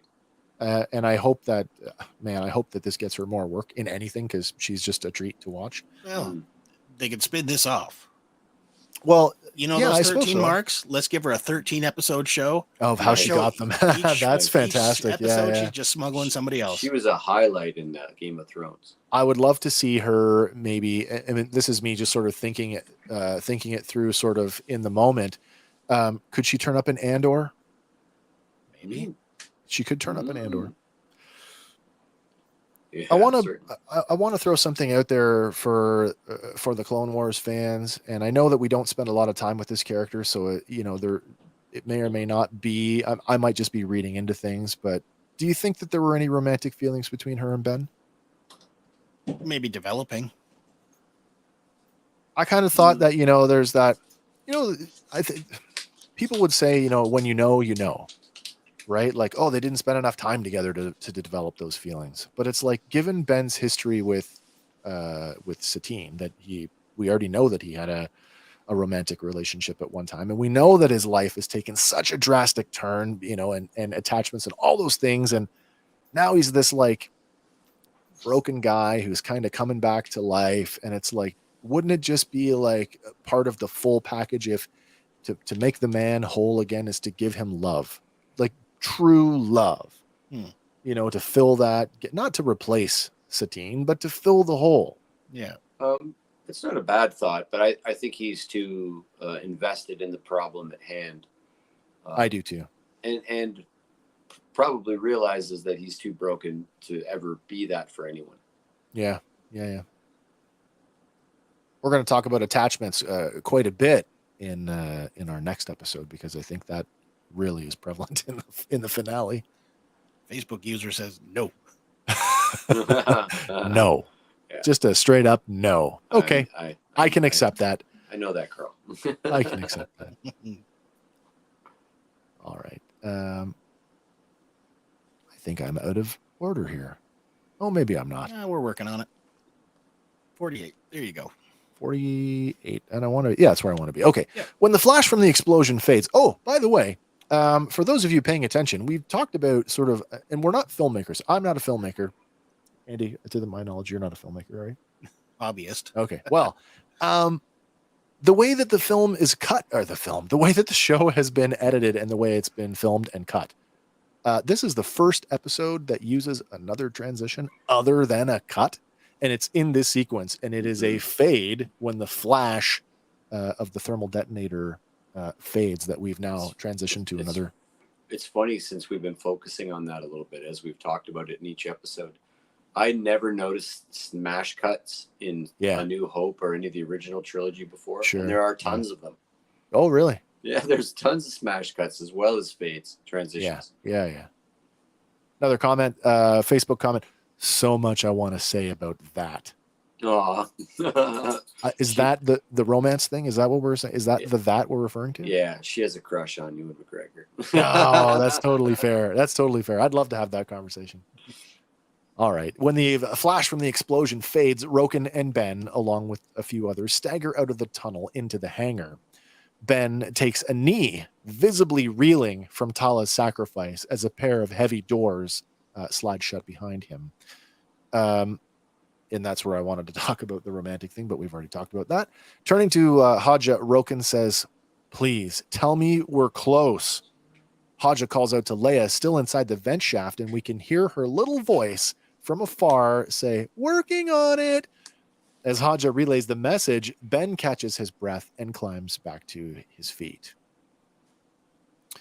Back on board the Devastator, the ship's captain informs Darth Vader that the Grand Inquisitor has breached the wall, and they will have him soon. Turning his head slightly, Vader instructs the captain to inform Reva that she is to stand down. When the captain gives an affirmative, my lord, Vader continues, Kenobi is already ours. Cutting back to the temple on Coruscant, the duel between master and apprentice continues, and Anakin presses Obi-Wan back to the edge of the balcony atop the temple spire. With their blades locked again, Anakin declares, there's no way out, master. But Ben isn't done yet, and he throws Anakin's blade back in an upward shove. But it's to little avail as Anakin is right back on top of him, unleashing a series of downward slashes. And Obi-Wan is brought to his knees. Looking down at his master, Anakin demands, admit you are beaten. This sequence, this part of the duel, I want to talk about the rhyming stanza. And I mean, you could look at it one of two ways or both ways simultaneously. This is so evocative of Vader taking Luke's hand, or inversely, Luke taking Vader's hand in Jedi. Like that, these like repeated just, they're almost like down. It's almost like a guy chopping wood. Yeah. Like it does not look like sword technique as much as it just looks like brute force. Hacking. It's hard to swing a sword that fast, that many times. Yeah. All right. Back on Jabim, Roken asks Ben, what's wrong? Ben tells him, it's over, adding, I'm going back. Roken, grasping Ben's arm, says, you can't quit. I fought for too long. You can't just throw that away. Roken tells Ben, it won't make a difference because the Empire wants all of them. But Ben cuts him off sharply, saying, Vader wants me. Angrily, Roken tells Ben that if he surrenders, then Tala will have died for nothing, that Vader will keep coming. But Ben shoots back, that's why I have to stop him. Incredulously, Haja remarks, you're going to fight him? Waving his hand at the refugees, Ben says, he expects me to surrender. He knows that I'll do everything I can to protect these people. Haja says, you'll be on your own. But Ben says, no, as he steps closer, handing Haja his lightsaber, his blaster, and holocom. He implores Haja to look after Leia. Then, as he starts to walk away, Roken asks him, you want to tell me how you're going to fight without a weapon? Looking at him squarely, Ben gives us the perfect iteration of the legacy line when he says, there are other ways to fight. Which, of course, is a variation of, there are alternatives to fighting. So cool. It's like a chess match where both of them kind of know the next move that's coming. Well, it's funny that you say that. I mean, again, the parallel to the sword fight on Coruscant versus what's going to happen or what is happening is this, there's a lesson to be learned here. And the bigger question is, did he, they, them, she learn the lesson, and to what depth? So this is just that playing out. Yeah. Back in the tunnel, Imperial troops are collecting their dead. When the sliding doors unseal, Ben enters and two stormtroopers take him into custody. Meanwhile, inside the vent shaft, Leia works steadfastly at sorting the wires to open the overhead doors, unaware that Lola is still hiding there just out of sight. Outside the hangar, Ben is delivered to the Grand Inquisitor. At just the sight of him, the dozen or so troopers surrounding Reva all level their weapons at him. Nobody even speaks a word. They just see who it is and they all like no word is spoken. Like, what does that tell you about the threat level? Yeah, your reputation precedes you. Taking in her prize, she bows slightly as she commands her troops to inform Lord Vader, Kenobi is ours. The stormtrooper escorts shove Ben to his knees as Reva tells him Vader is on his way, adding, you're going to die soon, But Ben is unfazed at the words, and he stares directly at Reva and says, "You're not bringing me to him. I'm bringing him to you." At that, the smirk on Reva's face fades as she takes in what Ben just said. Unblinking, he adds, "This isn't over yet." Reva steps closer while Ben tells her that there are families with children in the hangar, and he asks her, "Are you going to let him do it again? What he did to you?" Pausing for a moment, he says, "We could end this together." Eyeing the troops surrounding them, Reva lowers her voice, asking, "What makes you think he won't see it coming?" And Ben answers simply, "Because all he'll see is me." Reva steps back and gestures for the two stormtroopers to take Ben back into the tunnel.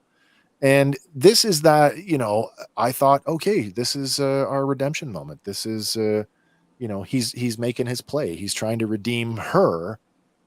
And she even kind of supports that with, she gets really quiet, presumably so her own troops don't hear the sedition that she's contemplating. Yeah.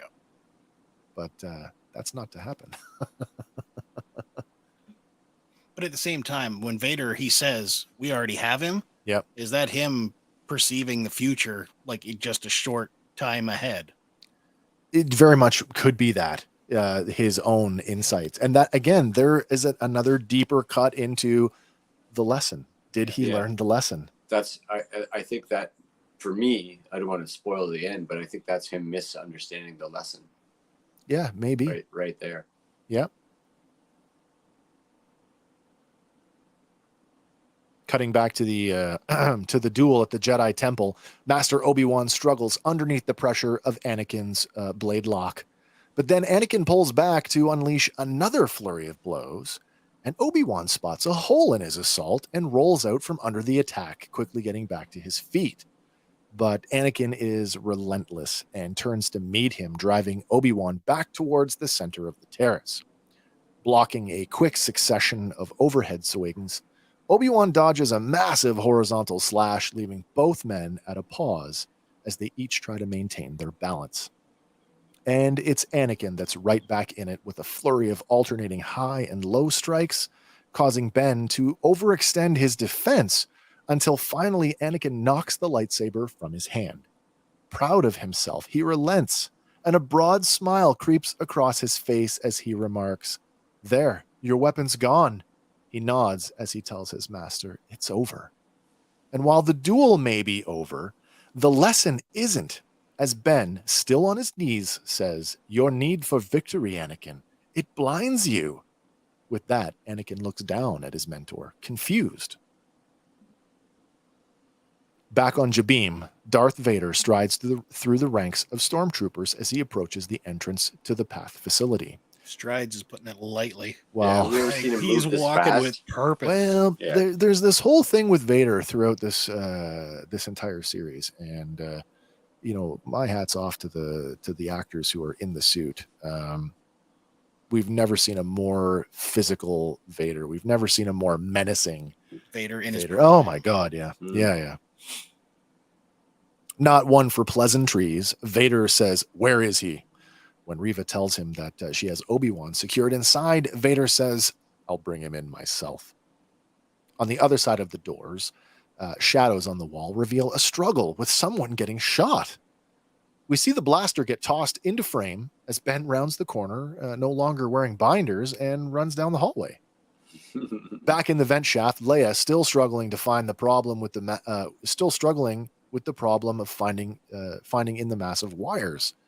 Seeing the red lights behind them, she digs at the wiring until finally uncovering the problem as she exclaims, "There it is." With her hiding spot compromised, Lola flies out and attacks Leia. Getting a hold of the little droid, the princess rolls her over in her hands, revealing a tiny little restraining bolt on the underside of one of Lola's wings. Tearing the device free, Lola's eyes revert back to their normal blue color, and she immediately ceases her attack. Yeah, so there we go. Restraining bolt. Yeah. I don't know. I was wondering, how did they plant a tracker? Lola's a tracker, stick a restraining bolt on her, and now she's our droid. Yeah. Vader marches into the facility alone. The bodies of fallen stormtroopers litter the ground as he passes. Reva watches pensively as the Dark Lord lumbers out of sight. Back in the vent shaft, Leia and the newly restored Lola work to undo what the little droid had done. Using Lola like a flashlight, the princess finally finds the right cable, and Lola gives an affirmative chirp. Picking up a tool, Leia plugs it into one of the red breakers, and the lights blink on as we hear what sounds like a power connection being restored. In the hangar, everyone watches as the hatchway begins to slide open. Sully orders everyone to hurry aboard the waiting transport just as Ben comes dashing into the bay. Roken tells him everything is set. Then Ben rushes to Leia and the two share a big hug. He tells her, well done. But the princess knows that something is amiss and asks, where's Tala? And when Ben touches her softly and shakes his head, Leia knows that she'll never see her again. Roken tells the refugees to grab what they can, and everyone rushes to board the ship. Haja, in his haste to get aboard, accidentally drops a few items, including Ben's holocom, but thinking it's nothing, he doesn't turn back for the discarded items. And with no time to mourn, Ben ushers Leia, saying, come on, we have to get to the transport. I know it's convenient. It moves the plot forward, but like he actually looked behind him. He knew they'd drop something. Yeah. He just didn't care. Probably no time to keep going. Yes. I mean, he is a con man, right? And I mean, ultimately, what is every con man? Self-preservation. Yeah. Looking out for his own skin. Which, coincidentally, I think that his trajectory is going to change in the future as well. Yeah. All right. Meanwhile, Vader continues to wade through the bodies strewn about the tunnel. Waving a hand, he throws the door to the hangar open just in time to see the transport lifting off. And in a display of Force ability that we haven't seen before or since the Force Unleashed video game, Vader raises his hand, stopping the ship dead in its tracks. Stepping out into the hangar, he holds the transport in place, and it shudders mid-air as the engines begin to sputter. Then Vader slams it to the ground. Continuing his rage display, the Dark Lord of the Sith rips out the side of the ship's hull, expecting to find Ben and the rest of the refugees. But instead, all he finds are empty jump seats. As he ripped the side off, I literally said, holy shit. I was like, wow. How do you not react to that? How do you top Rogue One? Well, that way. Yeah. That way. There's been lots of talk about Starkiller and the Force Unleashed, and the other thing, the lightsaber thing. I'd seen one other outlet refer to the twin sabers as potentially being Starkiller's sabers, and that might be a confirmation that this character might exist. No, I don't buy that. I don't buy it either. I don't buy that either. Given what the Force Unleashed set out to be, that it was meant to be like this crazy one-off, or in this case, two-off game where you just got to do cool shit with the Force. That was their mantra on making the video game. What's our mantra? Do cool shit, crazy cool shit with the Force. And I've heard a lot of people just hacking on it, going, "Oh, they stole that from the Force," and I'm like, how can you steal from your own property? First of all, yeah. And if you want to get right into the sort of meta-ness of it, who taught Galen Merrick to do that? Well, there you go. Vader. I mean, if anybody was going to do that, Vader is the guy to do it. Right. Like, we've honestly. seen Mace Windu do Mace Windu. We've seen Mace Windu do it. Mace Windu works, by the way. It does in the Clone Wars 2D. I mean, we've seen Rey and Kylo, almost do it. And in fact, they might have pulled it off had they not been fighting one another for the ability to do it. We've seen some pretty extreme. What did we see before? We saw Vader crush one of his own medical droids. Like, no. He really. If you watch that scene, he Goku's the whole room. Like he just in an orb of the Force. He just crushes everything in that sphere. If you were the Emperor in that moment, are you sitting there doing your good, or are you like, holy shit? No, you're good. Yeah. Yeah. There's the very first like Vader comic is like the moment after that. Oh wow. Okay. And Vader tries to kill him In the moment. in the moment. He tries to kill That's him. cool. Yeah, and, he gets his arse handed to him by Palpatine. Actually, spanks him like a child. Yeah. Well, outside the still intact port side viewport, Vader watches as a second transport, which was there the whole time, by the way. It was on the ground when they landed. Yeah. It was. A second transport leaps into the air and blasts off in a clean getaway. So apparently it took enough out of him to do it the first time that he couldn't just repeat. He couldn't just grab with the other hand. Yeah. Maybe. You know what, though? It came up, as I was watching this week's episode, and I guess you could talk about it now. Like and again, this is not to talk about the detractors or the complaints, but it's like the literary plot devices. These are old literary devices about why certain characters are able to do things and other characters cannot, particularly who can survive.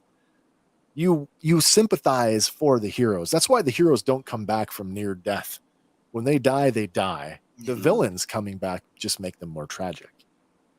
Right. Anyway, of course he couldn't do it, because if he could do it, the show would be over. True. All right, back at the Jedi Temple, the training match continues as Obi-Wan, in an unexpected move, takes a page out of the Cobra Kai playbook and tries to sweep the leg. But Anakin expertly drops back, avoiding the attack altogether. As Anakin renews his assault, Obi-Wan doesn't falter and tries to block the attack with his bare hand. Or so we, along with Anakin, are meant to believe. Because instead, Master Kenobi gently deflects Anakin's arm, altering the trajectory of his swing, sending him wide.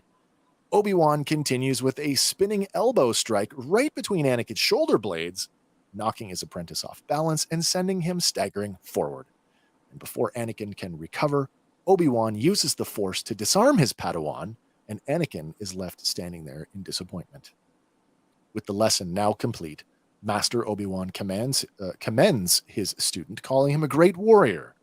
But he also cautions that your need to prove yourself will be your undoing. Deactivating Anakin's lightsaber, he hands it back, saying, "Until you overcome it, a Padawan you will still be." Anakin is humbled, and Obi-Wan smiles as he clasps him on the shoulder, and the two men walk away. All right. What do we think, guys? What do you think of the duel? You didn't learn it. No, I had said this to Lauren, and I gotta do the voice too. Little baby Vader. Little baby Vader's so cute. He's so cute. He's still Anakin Skywalker in that moment. Yeah, he's really still is. a child. He's a 10-year-old boy about to do a pod race. He hasn't learned a damn thing, and Obi-Wan schools him man, he tunes him without touching him. I like the way that at the end of it, the way that in the, I don't know if it's a chastising. I guess it's a bit of a chastising. Kind of dresses him down, but at the same time, does it with a smile on his face, like, but it's going to be okay, right?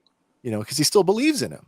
Yeah, but he didn't. He learned zero. Yeah. This is what I really more on the loss. Where I really understood that this was.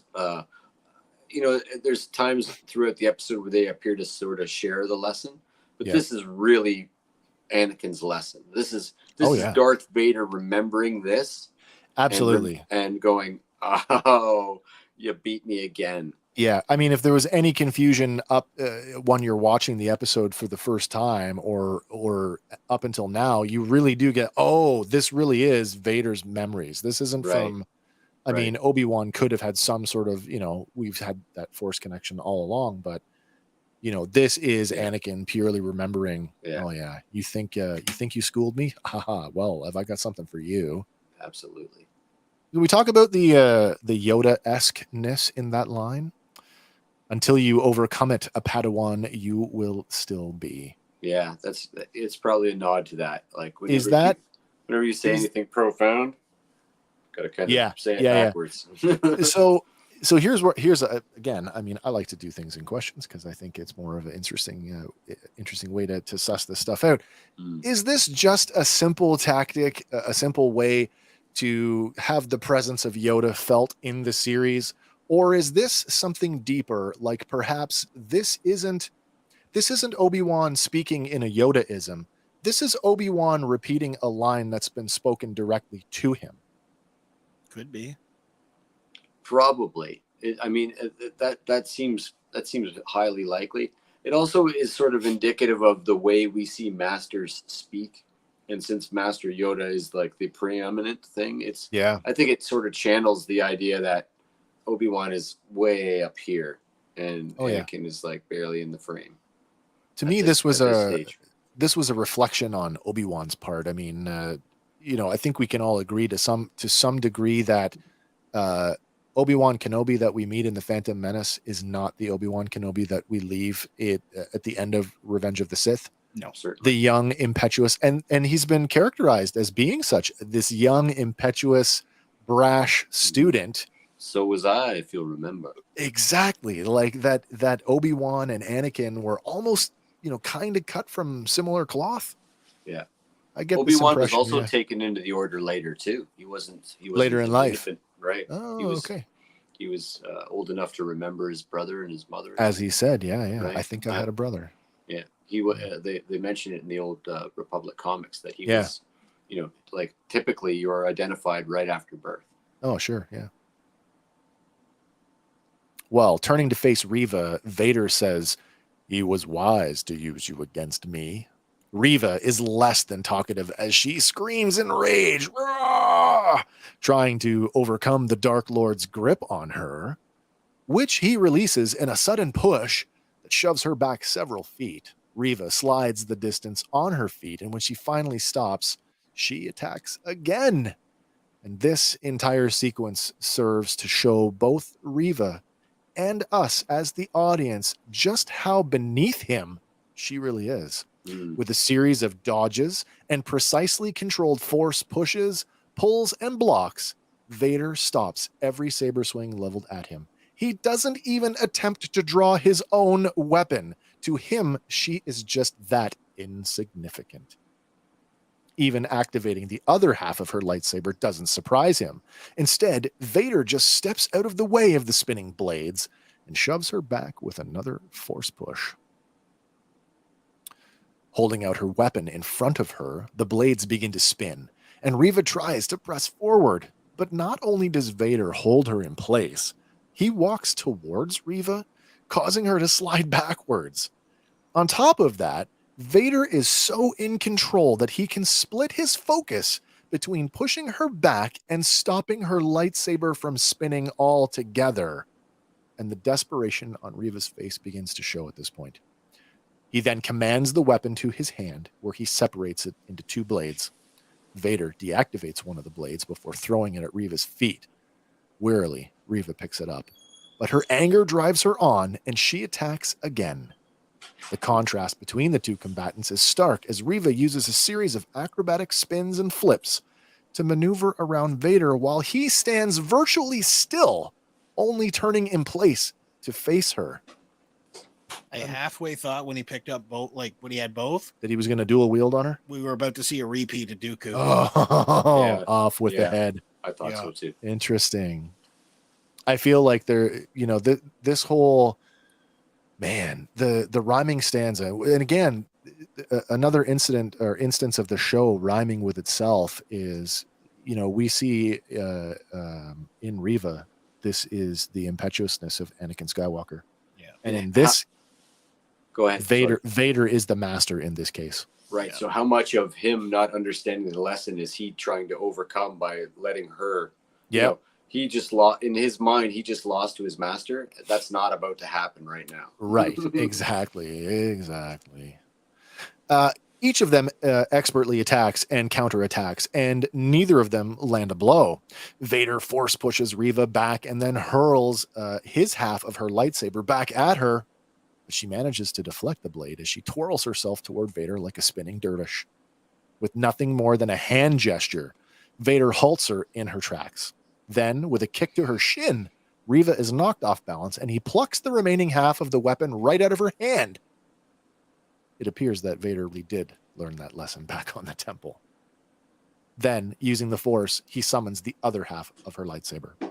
With both halves of her weapon, Vader slowly walks towards her, and there's nothing Reva can do to prevent what's about to happen. To further dive in on Reva taking up the Anakin position right now. Yeah. This is really similar when Obi-Wan yelled at Anakin in Attack of the Clones, wait, we'll go together. Yeah, I'm going to take him now. And he didn't go together. And look what happened. Yeah. Yeah. Hence the first limb loss of Star Wars. She might have even got a hit in if she hadn't screamed and charged. Like if she had just run him through like she did with the Inquisitor, she might have done a little damage. If she just had it, like right but in the her back. passion was too much. Yeah, big time. She was overcome. Disarmed and helpless, Reva stares fearfully as Vader approaches her. And in her mind, the fateful night of Order 66 happens all.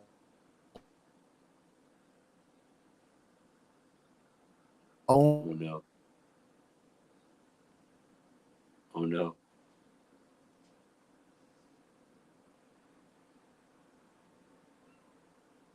Oh, we were super close to making it.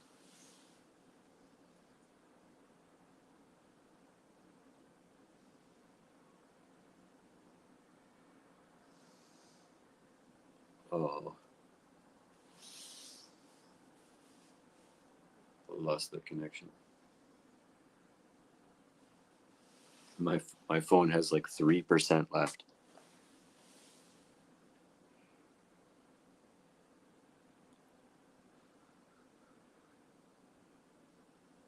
Oh, here we are again. Maybe they can hop back in and we can finish this. We're very, very close. I have like less than 5% on my phone. We're super, super close. My favorite part of that scene, 100%, was Vader throwing the lightsaber, kicking her shin, using the Force to rip her other lightsaber, and then it boomerangs back and he catches it, just like the ability, if you guys have played the Battlefront games, all the Jedi can whip their lightsabers like boomerangs and they just fly back into their hands. So that's sort of what he does. It's a little bit lost because the shot is he's throwing the lightsaber at the camera and then they pan. Hi, hey, how's it going? I've been trying to keep it going. I've been talking about that lightsaber boomerang throw. Excellent. I'm gonna bring Andy back in here. Yeah, absolutely. I was just telling the kind folks who are actually watching us live, I'm under 5%. So if I actually kick out, there's not a thing I can do about it. You're not coming We're back. so close. We're so close here, guys.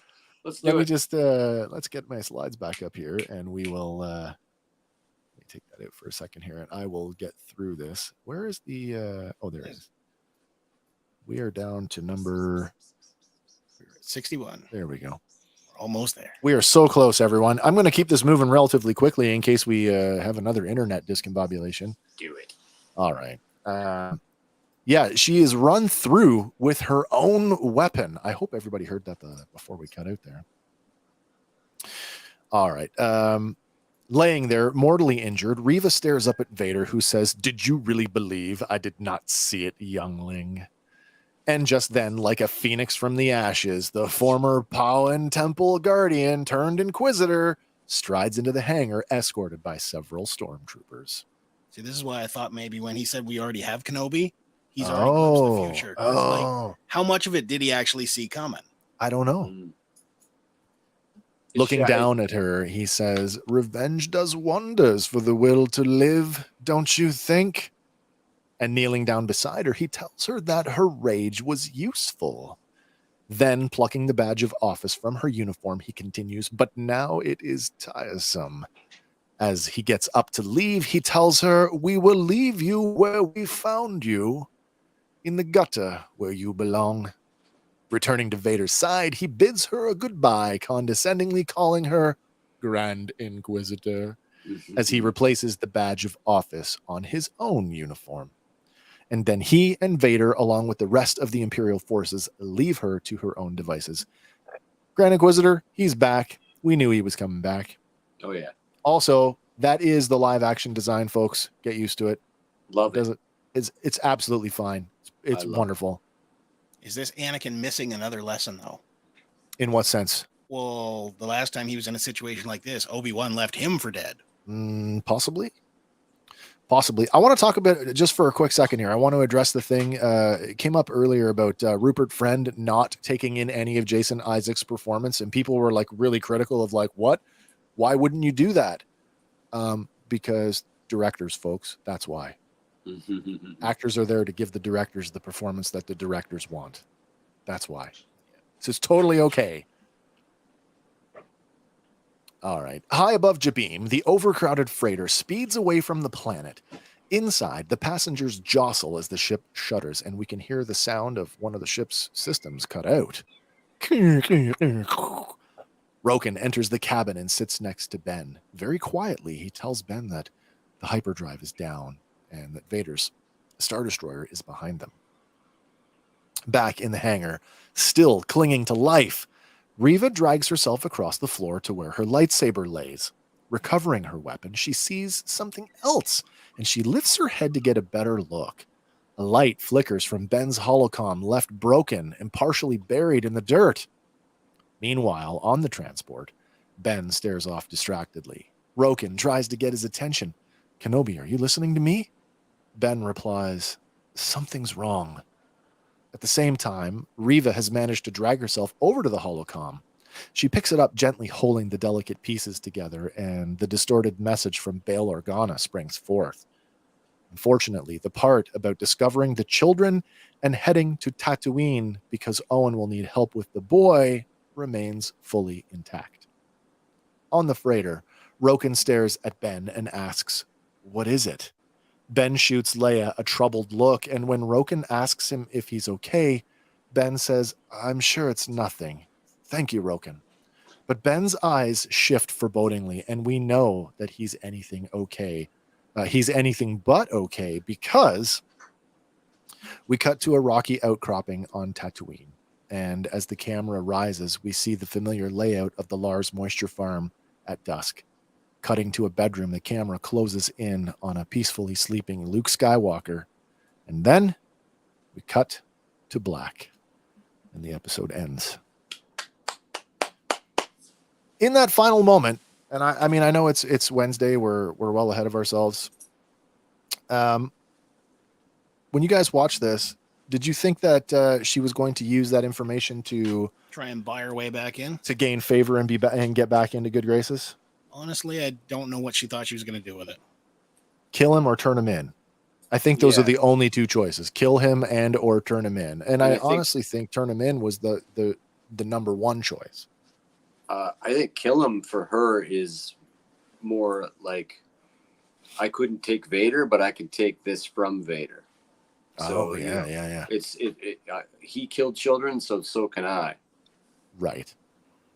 Almost like we talked about this before. That the media or the marketing for the series told us that Ben and Vader were going to meet twice, and that's true. Within the context of the series, they meet twice.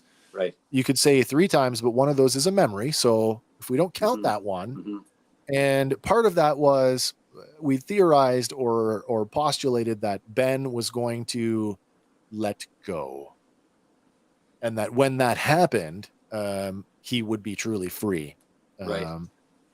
Is there something like that going on here with her, like that wrestling with being able to let go? Maybe. I mean, wait. What's that? The Nietzsche saying: "When you stare into the abyss stares back into you." Yeah. I think she might not realize how far she's gone, or what that means at this point. If she could even conceive of coming back at this point, she's still out for blood. Yeah. I think so as well. That she is still very much driven by her own rage. That she is the parable or the inverse or the reflection of Anakin at this point. Well, like the Inquisitor said, the desire for revenge makes your will to live. The will to live, yeah. It's so much stronger. It's almost the lesson he's telling her there. So. Isn't it though? Really? Yeah. Be interesting to see what happened to him, where he's been since Dayu. Did the Empire actually pick him up and nurse him back to health, or was he on his own? How long has Vader known this whole like is he chilling in a back tank while Vader's playing her, going, here you go, Grand Inquisitor? Is this, a reflection of Vader's master, like the line from Palpatine, because I have foreseen it. How much has he foreseen? Well, exactly. As if he knows he's already got Kenobi. Yeah. And he knows she's going to betray him. Where would you guys place this episode? This was part 5 of a 6-part limited series on the scale of Jar Jar to Eula Keldroma. Where are we at? Ooh, we're Eula Keldroma and some there. Yeah. Oh, having seen the finale, I still think we're going to Dagobah. We're gonna get Yoda. And man, I was super wrong about that one. You know what? It's totally okay though. I mean, that's part of the fun of doing it the way that we do here. Is, it's more constructive than like Ned B was. So. All right. Well, I think we're. I don't know if we're cutting in or out here. Can you still hear me? I can. Okay, good. I think we just had a small glitch there. Before this glitches out on us anymore, I just want to say, for those of you who tuned in to our last attempt at doing this, thank you very much for wanting to come back and visit us once again to sit through this, because it's very graceful of you.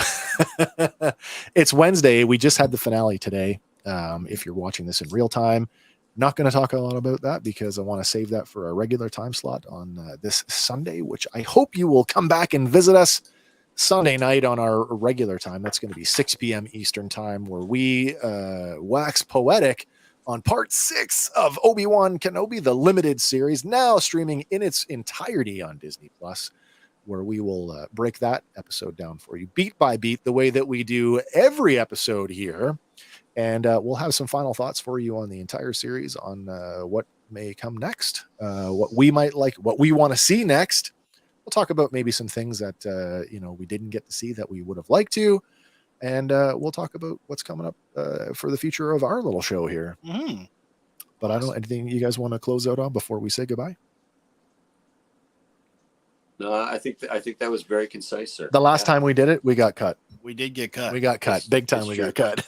So just for posterity's sake. Do we have a photo? Do we want to run that? It's going to get cut. Is it going to get cut? It got cut within minutes of running it. Oh, boo. Yeah, Facebook shut it down. Yeah. Weird, so our very own Hank, if you weren't aware, is a rapper. And man, you've been rapping for like how many years now? I could date myself, probably 35 or something like that. So recently you got to do an outdoor show. Yeah. Where you live in Halifax. Yeah. And it was well received. So if you guys head over to Hank, tell them where they can find you. What's your personal Instagram where they can see you? Oh, sure. The Hank Solo at Instagram. I'm Hank Solo on Facebook. HankSolo.bandcamp, or you can find all the music at wildgroove.com. And the most surreal moment of my entire life, actually, I was in the mall buying my PS5 today, and a girl walked up to me and said, "Are you Hank Solo? I saw you perform on Saturday." And I went, "Oh my God, that's crazy." Hella famous. We'll put those links in the description of this video when it goes up and we can get in and alter that. But awesome. Yeah. Man, this was a good one. The next one, it is the exciting conclusion to not only our little show, but to Obi-Wan Kenobi. I really am looking forward to talking about that one. As tomorrow I will be very busy digging into my notes. That one's going to be a little bit different because it is the longest episode of the series. We already made the decision to split the writing duties on that. So I'm going to cover the first 22 minutes, and Andy, you're up for the second half. So hopefully you will come back and join us on Sunday night, 6 p.m. Eastern, right here on all of our outlets here for Fandom Power. And until then, my friends, for Fandom Power, my name is Wes. I'm Andy. I'm Hank. We'll see you on the next one, guys. Woo-hoo. Bye for now.